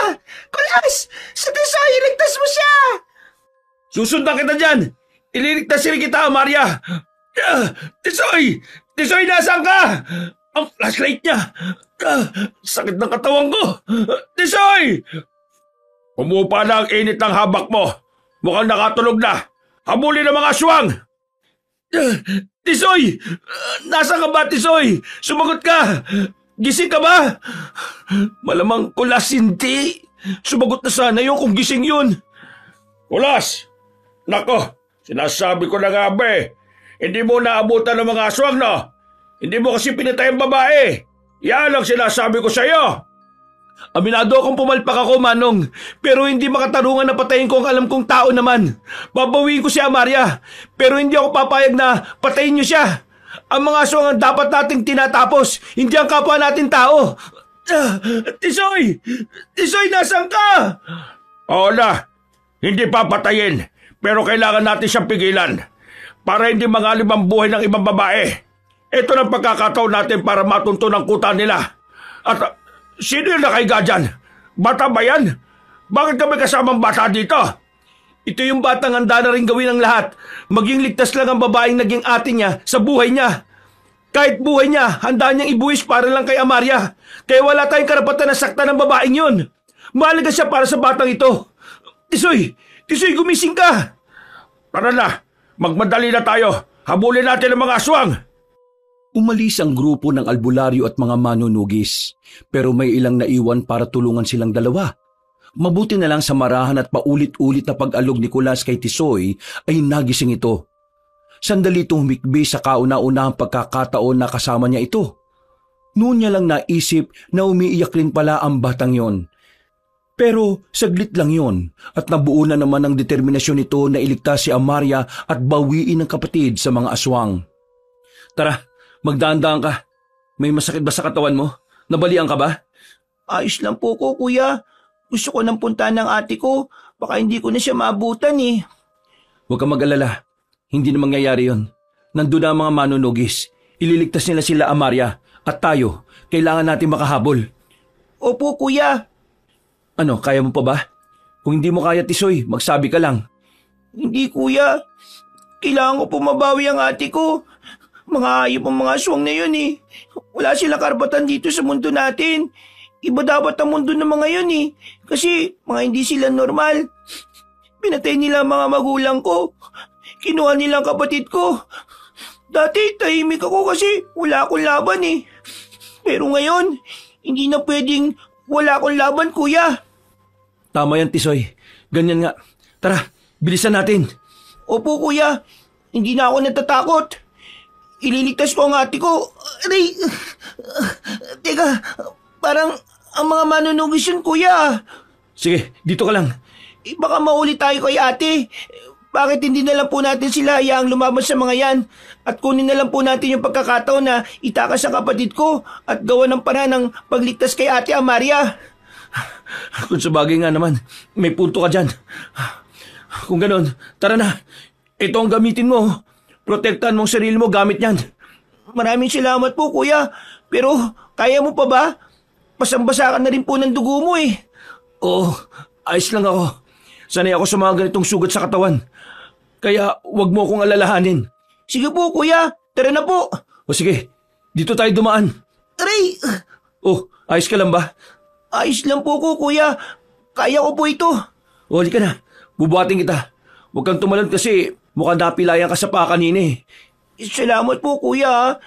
Nakakatakot naman po yung lugar nito. Medyo malamig din po. Oo, mukhang may kuweba dito. Tisoy, sa ginagawa natin, madali tayong mahahanap rito eh. Dugang kasi tayo kaya madali nila tayong maaamoy. Ano gagawin natin, kuya? Natatakot ka ba? Aminado naman po akong takot. Pero ano po ba magagawa ng takot kung nanganganib na ang ate ko? Mas nakakatakot kasi yung hindi ko na siya maabutan eh. Kuya, ubus na po kasi ako eh. Si ate kasi may pag-asa pa akong may matawag na kadugo ko. Huwag ka mag-alala. Puprotektahan kita, Tisoy. Kukunin natin ang ate mo at si Amaria. Sandali. Ano yan, kuya? Parang bomba. Pero usok ang lumalabas para sa kahinaan nila. Tingnan mo ito oh. Ala kuya, grabe. Ang galing po ah. Manghihina sila kapag nalangap nila yan. Oo, ganun na nga. Teka, pahupain natin saglit. Saka tayo bababa kasi masakit rin sa ulo natin ang mga pangontra na yun eh. Pinatay nila ang sulo, kuya. Ayos lang yan. Kanina pa tayo sanay sa dilim eh. Akala kasi nila mahihirapan tayo kapag pinatay nila ang sulo. Hindi po ba totoo yun, kuya? Huwag mo nalang aminin na totoo. Pero hindi naman natin daman na talo tayo doon. Sanayin mo na lang ang mga mata mo sa dilim. Sige po, kuya. Parang nakakaya ko na po pala ang katawan ko. Lamog lang siguro yun, kaya akala ko pilay kanina. Mabuti naman. At matibay ka. Bilib ka na ba sa akin ngayon, kuya? Mamaya na ako bibilip sa iyo kapag nakalabas na tayo dito ng buhay. Kasama ang ate mo at si Amaria. Teka, umupa na yata ang usok. Dito ka lang ha, habang mga mahihina pa sila. Sige, kuya. Mag-ingat ka po. Maigpit ang pagkakahawak niya sa itak. Lumapit si Kulas sa mga aswang na kinakapos na ng hininga dahil sa pausok na binato niya. Inatake niya ang mga ito na halos hindi na mabuhat ang katawan at lumaban. Naging rason yun para mapadali ang kanilang pag-usad. Hanggang sa nakarating sila ni Tisoy sa bukana ng kuweba at doon nakita nila ang mga taong akala mo mga baliw na hindi maintindihan ang mga ginagawa. Ang ilan sa mga ito ay mga naglalaway na. Grabe dito, kuya. Kaya po ba natin sila? Ang dami pa nila. Tapos, sino yung mga nasa harapan nila? Parang ang tatanda na at hindi na makatayo. Hindi ko alam, pero mukhang natutunugan na nila tayo. Tara, maghanap tayo ng ibang taanan. Bakit hindi na lang natin gamitin yung ginagamit nyo kanina? Mas madali yun eh. Isa na lang kasi natire. Gagamitin natin ito mamaya sa pagkuha sa ate mo at kay Amaria. Kaya sa ngayon... Patayin ang mga manunugis! Sumugod sila! Protektahan natin ang trono! Sige na, kumilis ang lahat! Ala, kuya. Alam na nila. Kaya mo, magandang pagkakataon ito para mahanap sila. At isa pa, may inayang si Alcaparo dahil sugatan siya. Sugatan din po tayo, kuya eh. Yun lang. Nasaan na ang anak ko? Babawi ako ng lakas, kaya kailangan ko ang dugo niya. Iharap niya sa orakulo. Kailangan ko lang maging malakas. Yan ang pipigilan natin, Tisoy. Halika, dito tayo, habang abala sila. Opo, kuya. Habang dahan-dahan sila sa pagakbang upang lumipat ng pwesto, kahit gaano yung kaingat, hindi pa rin maiwasan na may makakita sa kanila. Ngunit mula sa bukana ng kuweba, may isang aswang na sumigaw sa kanyang pinuno at sinabi ang nakitang mga patay na mga kasamaan sa labas. Sinasabi nito na sumugod na ang mga manunugis. Pero ang tinutukoy nitong mga patay ay ang mga aswang na pinatay ni Kulas sa labas ng kuweba. Talagang tigas niyong dalawa ah. Sige mga kasama, bumawi kayo ng lakas. Kunin sila! Sige, gawin nyo! Tingnan natin kung may labang kayo rito sa hawak ko. Sa oras na mabitiwan ko ito, uusok ito at madadamay na pati ang orakulo ninyo. Ano na naman yan? Ito lang naman ang ginamit ko para mapatay ang lahat ng bantay nyo sa labas. Isipin nyo nga kung gaano sila karami laban sa sitwasyon namin. Pero napatay ko silang lahat nang walang kahirap-hirap. Kaya kayo, mag-isip-isip kayo maigi. Bitiwan niyo ako. Kulas, nandiyan ka pa ba? Ate Amaria! Tisoy, bakit ka nandito? Sino kasama mo? Kasama ko po si Kuya Kulas, ate. Akin na anak ko! Sige, subukan mong bitiwan yan. Kung kaya ba niya ang lakas ng dugo ng anak ko? Bitiwan niyo ako! Wag! Wag, kuya! Kakagatin niya si ate! Tigilan mo yan! Maria! Umalag ka! Hindi niyo na ako mapipigilan pa. Panahon para uminom na ng pampasigla. Ang sakit! Tama na! Maria! Hayop kang ama ka! Tigilan niya yan! Bitiwan niyo ako! Bitaw! Anak nang... Bakit tuminto ang pausok na binato ko? Yari na, kuya! Palpak pa yata yung pausok mo! Wala pala yung armas mo eh! Hindi ka matulungan! Ha! Kawawa ka namang manunugis ka! Sige! Harapin niyo na ang mga manunugis sa labas! At yung anak ko, panahon na upang gawing aswang yan! Hindi niyo pwedeng gawin yan! Amaria! Huwag kang pumayag! Amaria! Ate Amaria, lumaban ka po, ate! Yan na lang makakapitan natin sa ngayon! Ate! Ikaw babae! Kayo! Hawakan niyo yan! Ibuka mo ang bibig niya nang maisubo ng orakulo ang bato ng makapangyarihang aswang sa ating tribo! Nay! Nay! Ako to si Kulas! Huwag mong gawin yan, Nay! Nakakahawa ka naman. Sinong nagsabi sa iyo na nanay mo siya? Hindi ba't patay na ang nanay mo? Ako ang pumatay sa kanya. Ako ang kumain sa sanggol na nasa sinapupunan niya. Hindi ko siya nanay. Paano naging kamukha niyang nanay ko? Hindi mo nga siya nanay, pero tiyahin mo naman siya. Hindi totoo yan. Kilala ko mga kapatid ng nanay ko. Pero hindi ang kambal niya. Diyan ka nagkakamali, manunugis. Mahina ka kasi. Walang alam. Hindi mautak at mahilig sa padalos-dalos. Kaya ang mga bagay na dapat alam mo, hindi mo alam kasi hindi mo ilalam. Bitiwan niyo ako! Ibukan niyo ang bibig niya. Huwag niyong hayaan kinakaya-kaya lang kayo niyan. Hindi nga talaga sila natin kaya, kuya. Magiging aswang na talaga si Ate Amaria. Sinusumpa ko. Sa oras na malunok ko itong bininang aswang, malalaso ng dugo ko ang aking ama. Papabagsakin ko ang tribo ng mga aswang na pilit sa akin ipinapamana. Ano? Hoy! Anong nangyari dyan kay Amaria? Anong sinusumpa, ha? At bakit nangihina ang orakulo? Anong nangyayari? Ganun pala, narinig ko ang bulong ng orakulo. May dugo akong babaylan at naka-apekto to sa kanya kaya siya nangihina. Ano? Hindi pwede yan. Pigilan niyo siya. Huwag niyong hayaan niyang malunok ang bato. Kuya, hindi ko maintindihan. Bakit gusto na ni Ate Amaria na lunukin ng bato? Hindi ko na rin maintindihan ang mga nangyayari. Pero kapag sinubo niya kasi ang bato... Sinubo na nga niya, kuya! Hindi! Bakit mo nilunok ang bato? Hindi ba't yun naman ang gusto mo? Sumumpa ka eh! Sa tingin mo magugustuhan ko ba yun, ha? Dahil yun din ang bagay sa'yo! Papatayin kita habang hindi pa napoproseso ang bato sa katawan mo! Hindi na ako papayag sa gagawin mong yan!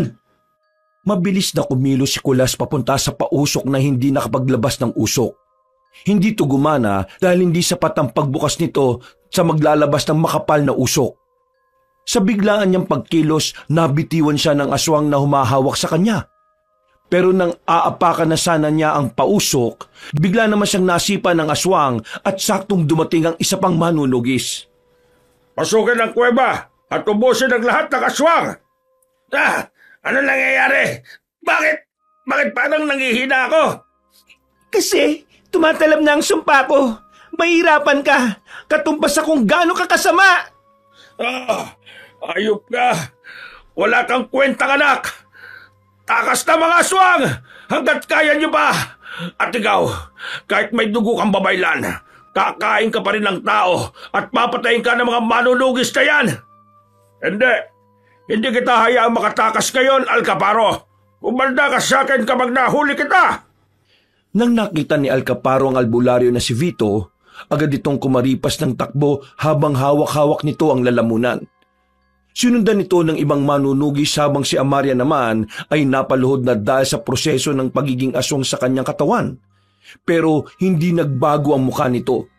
Katulad sa nangyayari sa ibang aswang kapag sila'y nagpapalit ng anyo. Nagiging kulubot kasi ang mga balat ng mga ito samantalang si Amaria ay nanatiling anyong tao. Amaria, ayos ka lang? Sobrang init, Kulas. Ate Amaria, alam mo ba kung nasan dito yung mga biyag na babae? Amaria, ang mga mata mo, nawawala ang mga puti. Kulas, oo nga. May nakikita ko, Kulas. Mas malinaw ito sa ngayon. Ganito pala ang mukha mo. Buti naman gumaling ka na sa pagkabulag. Ang bilis ni Alcaparo makawala. At yan, ano nangyari dyan? Ano, aswang na ba yan? Hindi. May dugo siyang babaylan ayon sa orakulo. Kaya siguro sa ganitong paraan, lumalaban ang pagiging tao niya sa pagiging aswang. May dugo siyang babaylan? Sinong babaylan naman ang pinagmulan niya? Ang pinakamalakas, ayon sa orakulo. Ang pinakamalakas. Yung pinakamalakas na babaylan noon yun ang orakulo nila ngayon. Ano ho? Pero ano yun hindi niya alam na siya ang pinakamalakas na babaylan noon. Hindi ko kayo maintindihan, Manong.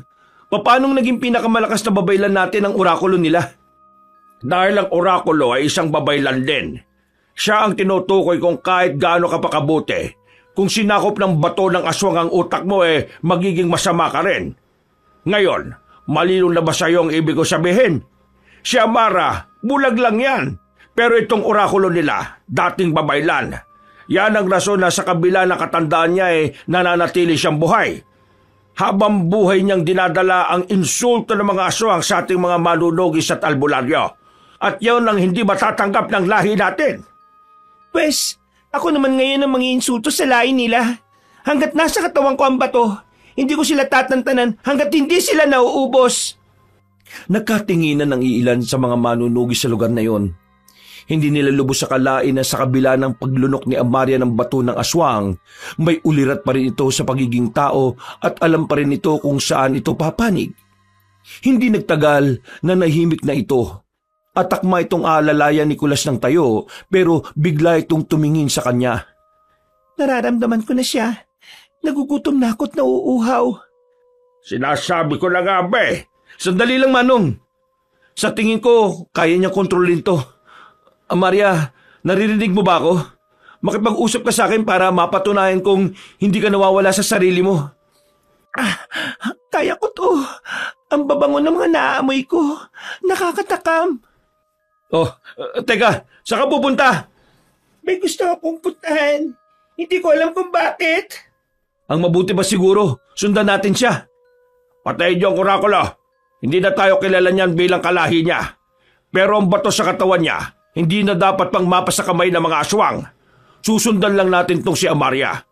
Sana naman, Amaria, wala kang gagawing hindi maganda, hindi ba? Diyan ko naamoy yung mga babaeng bihag. Kapag inalis ang malaking bato na iyan, makikita niyo sila sa loob. Nandiyan sila sa loob? Kailangan nating iusog yung bato. Ibig sabihin, nandiyan ang ate ko sa loob? Ay sige, halika kayo.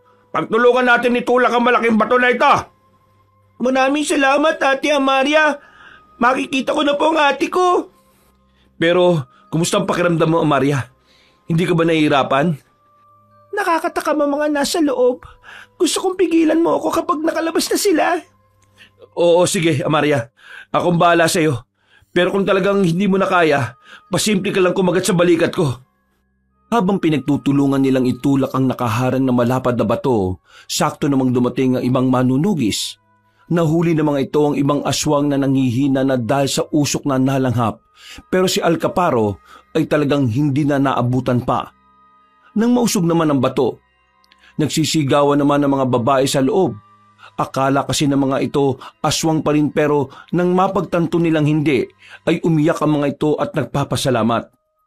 Yung ate ko! Nandyan pa ba ang ate ko? Dito ko muna, Tisoy. Natataranta mga yan. Kaya baka maapakan ka nila at mapahama ka pa doon. Abangan mo yung ate mo dito, Ang bango. Gusto kong uminom.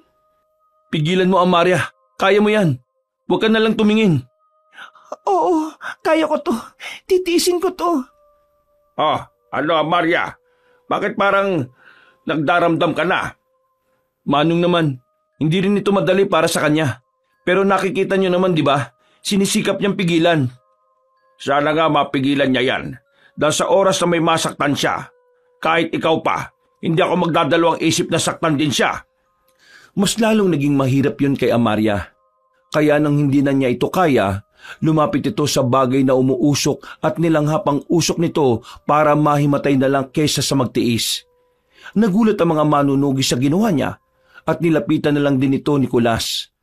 Sa gabing yun, marami silang mga aswang na napatay. Nabawi nila ang mga dalaga at si Amaria naman ay nilayo lang din muna ni Nicolas sa mga manunugis. Kasama pa rin niya si Tisoy at ang ate nito na wala na rin sa sarili. Kaninong bahay ito, Tisoy? Hindi to bahay na tinitira namin, kundi kubo to ni tatay dati. Ang nasa loob po nito ay mga sako-sakong uling. Ganun ba? Tara ate, Huwag ka na pong matakot kasi ligtas ka na po dito. Nandiyan na po si Kuya Kulas at Ate Amaria. Poprotektahan nila tayo. Sige Tisoy, pumasok na kayo. Kailangan ko ng may malapagan dito kay Amaria. May papag ba dyan sa loob? Meron po kuya. Sandali lang po, itutulak ko lang yung pintuan. Sa lugar na yun sila nagpahinga hanggang sa sumapit ang umaga. Nagising si Kulas sa tindi ng pamamaga ng mga sugat niya pero pansin niyang tila may gumagamot rito gamit ang mga dahon. Magandang umaga, Kulas. Kumusta ang pakiramdam mo? Ayos lang ako. Parang nakakapanibago ka naman tingnan. Ang ayos na ng mata mo at diretso ka na rin kung makatingin sa akin. Masaya ako makakita, Kulas. Pero siyempre, may lungkot dahil hindi na ako normal. Hindi ka nagpalit ng anyo kagabi. Niwala akong nakitang pagkakaiba sa mukha mo. Hindi rin mahaba ang kuko mo tulad ng mga aswang. Maaring nakuha mo ang gutom pero hindi ang anyo. At saka yung gutom na yan, alam kong malalagpasan mo rin yan. Nalagpasan ko na. May nakuha pala akong langka. Pasensya ka na, yun lang ang pwede nating kainin. Tsaka, oo nga pala, may lagnat si Tisoy. Pero naalagaan na siya ng ate niya. Nakausap mo na ba ang ate niya? Oo, naikwento na rin niya ang mga pinagdaanan nila sa loob. Pero ang sabi ko, kailangan siya ng kapatid niya kaya kailangan niya magpakatatag. Maraming salamat, Amaria. Aray! Oo, huwag ka masyado makikilos. Namamaga kasi ang mga sugat mo eh. Pero hayaan mo mamaya, mawawala na rin yan. At maraming salamat din Kulas kasi hindi mo ako pinabayaan. Hindi rin ako nagkamali sa desisyon ko, di ba? Siyempre, hindi kita bibiguin. Masyado nang marami ang naisakripisyo mo sa akin. Ayoko naman sayangin yon. Kaya kahit mahirap, lalaban ako. Tsaka, alam mo, ang lakas ko yung lakas ko dati parang nadagdagan pa sa ngayon. Ayos yan. Para walang may manakit sa'yo. May laban ka para protektahan ang sarili mo. Pangako Kulas, ako ang papatay sa sarili kong ama. Wag mong gawin yan para sa amin Hindi rin biro ang ginawa niya sa akin. Binuulang naman niya ako para sa pansarili niyang layunin. Hindi ko naramdaman na tatay ko siya. Ni hindi ko nga siya kayang tawaging ama eh. Mas pamilya ko kayo. At siya, kalaban natin. Damang-dama ni Kulas na kulang ang isang araw na pahinga para lang maibsan ang sakit na nararamdaman niya. May paghilom naman ang mga sugat niya pero dahil sa dami nito, ramdam pa rin niya ang sakit. 4:00 ng hapon, bumaba sila sa lugar ng tiyahin niya. At masaya itong makitang nakabalik si Amaria na labis na namang ipinagtaka ng babae. Pero sa huli, nagkwento ito na ang ina ni Amaria ay ang apo ng babaylan. Kapatid sa labas ng albularyong si Vito. Ibig sabihin, chewin ko pa yung albularyo na gustong pumatay sa akin? Nakakagulat Pero anong magagawa natin? Yun ang katotohanan. Pero hindi niya kaano-ano ang babaylan. Kamag-anak raw yun sa kabilang panig. Sa labas, sa nanay ng kapatid niya na tunay mong ina. Yun ang pagkakaintindi ko. Kasi magkapatid lang sila sa ama eh. Sigurado kong marami siyang alam tungkol sa nanay ko. Pwede mo ba akong dalhin sa kuta niyo? Pero malapit na maggabi eh. Kukontrolin ko ang sarili ko. Pero oo, may tiwala ako sa'yo. Ang kaso sa kanila wala eh. Pero sa akin ka lang magtiwala. Huwag sa kanila. Sige na Kulas, dalhin mo na ako doon.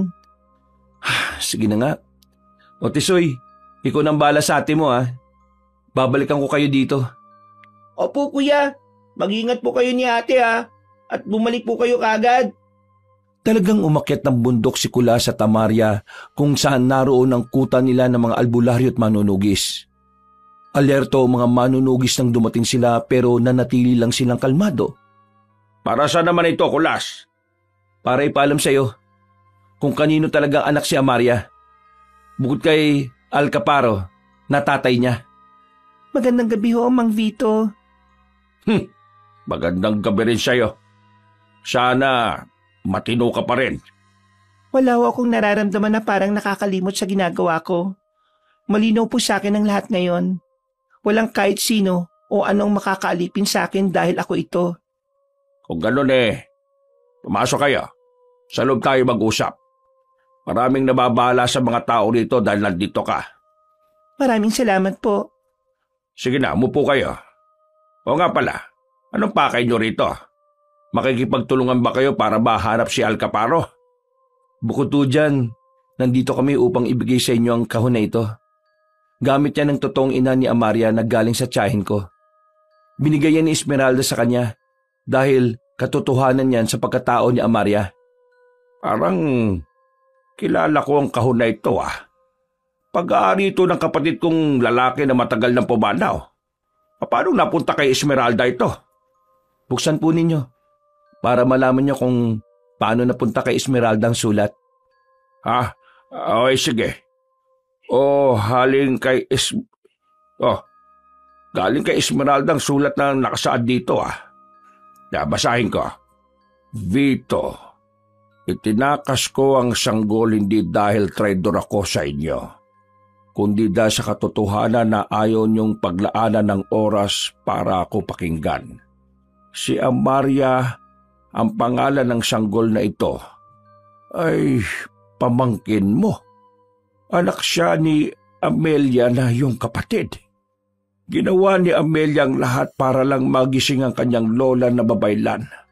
Gumawa siya ng ritual noong mga panahong nasosolo niya ang orakulo. Nagising ang orakulo sa sarili nitong ulirat at nanumpa na magiging kalaban ng mga aswang ang sanggol na yon paglaki. At hindi kakampi. Kaya sana huwag patayin si Amaria.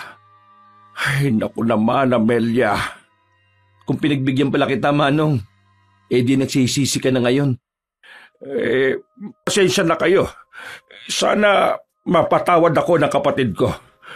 Pasensya ka na, Amaria, Wala akong kalabalam. Pinaglaruan lang po tayo. Kaya huwag kang mag-alala, Tiyo. Kahit naman na naging tutol kayo sa buhay ko, mananatili pa rin naman akong kakampi. Kaya pala, kahit pwede naman ako na gumawa sa hindi magawa ni Nicolas parang may nagpipigil pa rin sa akin. Yung pala dahil pamangkin pala kita. Pasensya na talaga. Maria, muntik na akong isumpa ng nanay mo.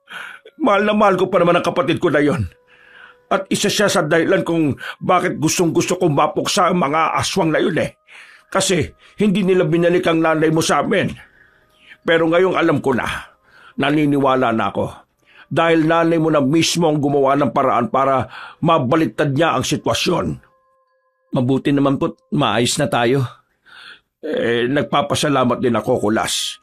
Mas lalo mo lang pinatunayan sa akin na hindi ako nagkamali sa'yo. Sa kasagsagan ng kanilang pag-uusap, biglang dumating ang isang manunugis at sinabing sinasalakay sila ng mga aswang. Naging alerto naman silang tatlo at si Amaria naman ay humawak na rin ng sandata.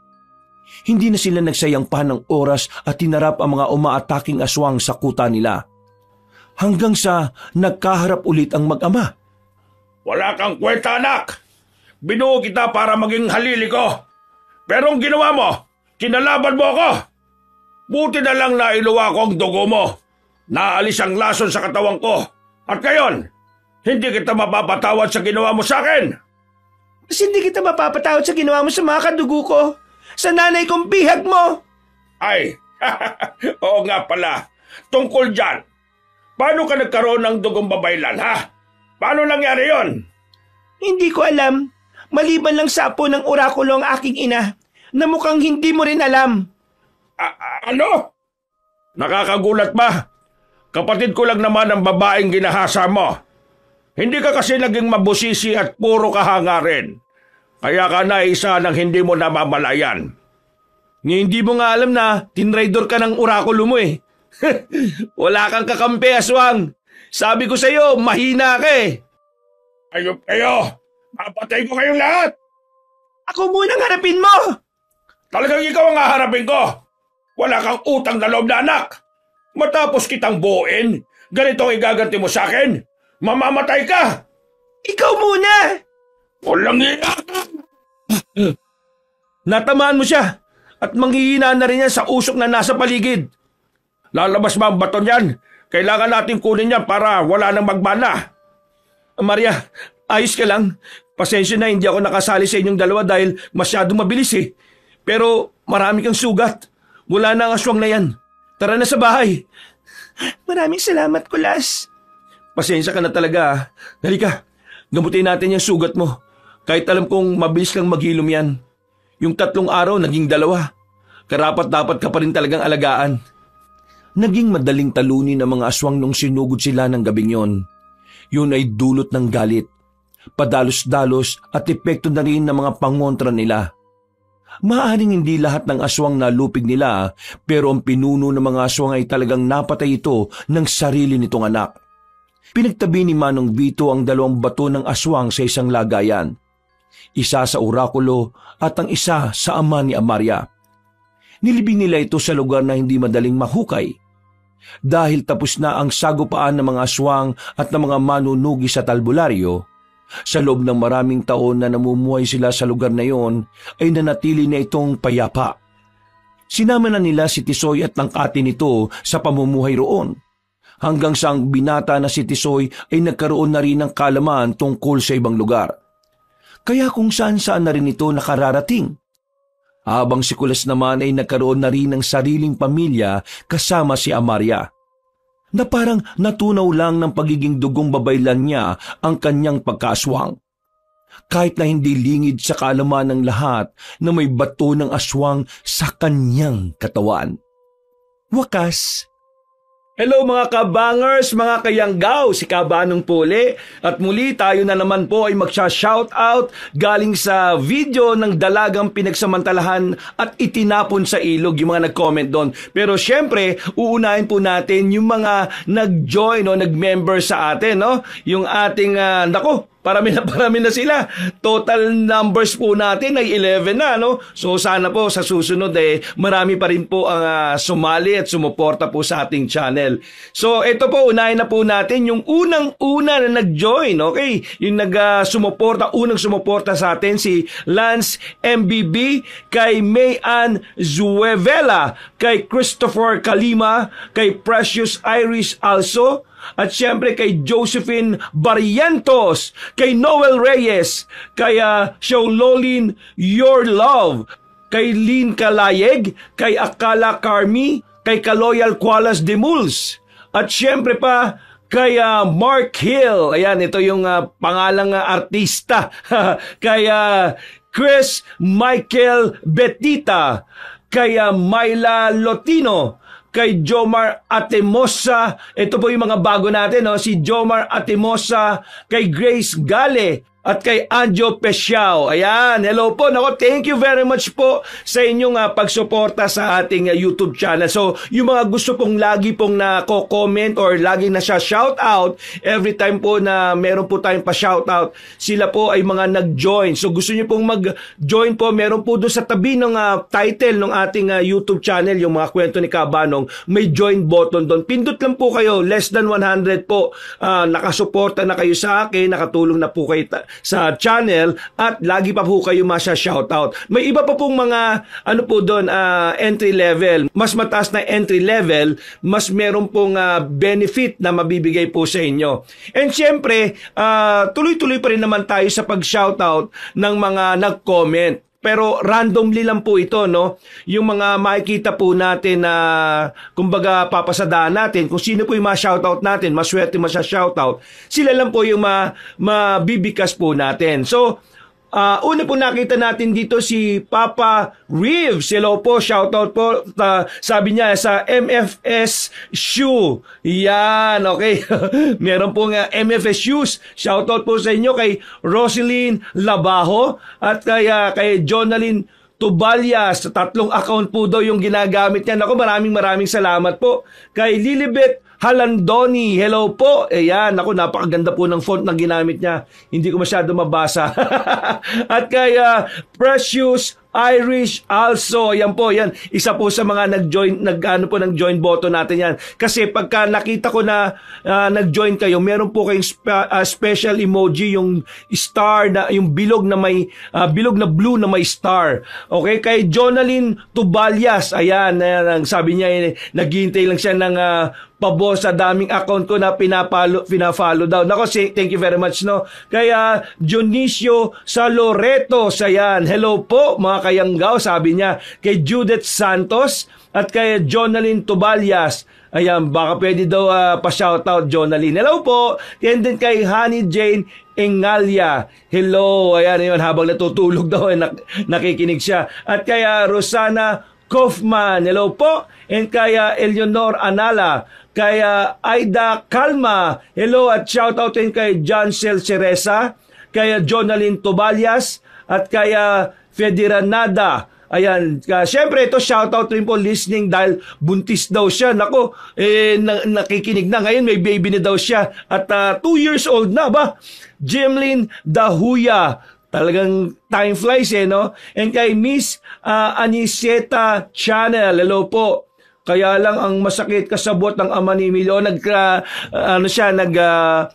comment siya about do sa story. Kaya Sichar Namukamali. Naku, tama po ba yung pagkakabigas ko? Sana minsan po, mas maganda po, i-comment nyo na rin mismo yung pangalan nyo para mas madali mabasa, no? Then kay Dikong TV, hello, kay Bong Serrano Arayat, Pampanga. Galing sa Arayat, Pampanga ito. Kaya Liza Elesion, hello po. Galing naman to sa Iloilo. Kay Catherine Epilan. Tama ba? Catherine Epilan. Hello po. Kaya shoutout rin daw kay Ricardo Epilan. Nahiyanggaw na rin daw siya. Kay Gnit, kay Jonalyn Tubalyas, at kay Jonalyn Tubalyas. Hello po. Nako, iba-iba to. Dalawa pala to. Nag-comment lang siya ng dalawa. Kaya Cheyenne Soto, kay Erickson Benitez. Hello po. Shoutout rin daw. Galing to sa Malabon. Sina Olan, Mark, Joshua, Randy, Amang, tsaka si Ompong. Nako, ang dami niyong boses. Ang dami niyong pangalan, ha. Hello po. And kaya Jane Rose Gaspi. Ayan. Jane Rose Gaspi. Pa-shoutout din daw. Then kay Abigail Embang. Hello po from Negros. Kay Zenaida de Maunahan. Talagang hindi maunahan. Shoutout po. And then kay Eric Odonya. Shoutout po kay Eric P. Odonya. Yan, isang mag-iitik daw. Yan, wala daw siya kasama doon.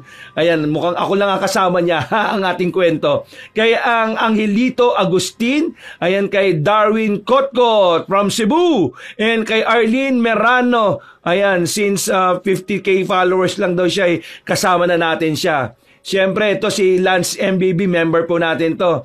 And kay Rochelle Diebo, ayan, from Singapore. So, ayun po mga kaibigan, ang ating mga random na shoutout sa mga nag-comment. So, sana po, yung mga hindi natawag, wag po kayong magsawa na mag-comment ha, para po tawag doon, malay nyo, kayo naman ang susunod kong ma-shoutout. At kung talagang gusto nyo sure ball na ma-shoutout ko kayo, yun nga po, mag-join po kayo sa ating membership. Doon mag-click kayo dyan sa join button. At siyempre, yung mga magko-comment, maraming salamat po. Malaking talagang tulong yan sa ating channel. Mag-like rin po kayo. Don't forget to like ha. At yung mga bago po natin na mga bisita, sana po don't forget to click that subscribe button at saka yung notification bell para lagi kayo nano-notify pag meron po tayo mga bagong mga videos na ipapalabas. Okay? So maraming salamat po. Guys, ingat po kayo kahit saan man kayong panig ng mundo ha. Thank you very much po sa pagsubaybay palagi. At ito po uli si Kabanong nagsasabing I love you all!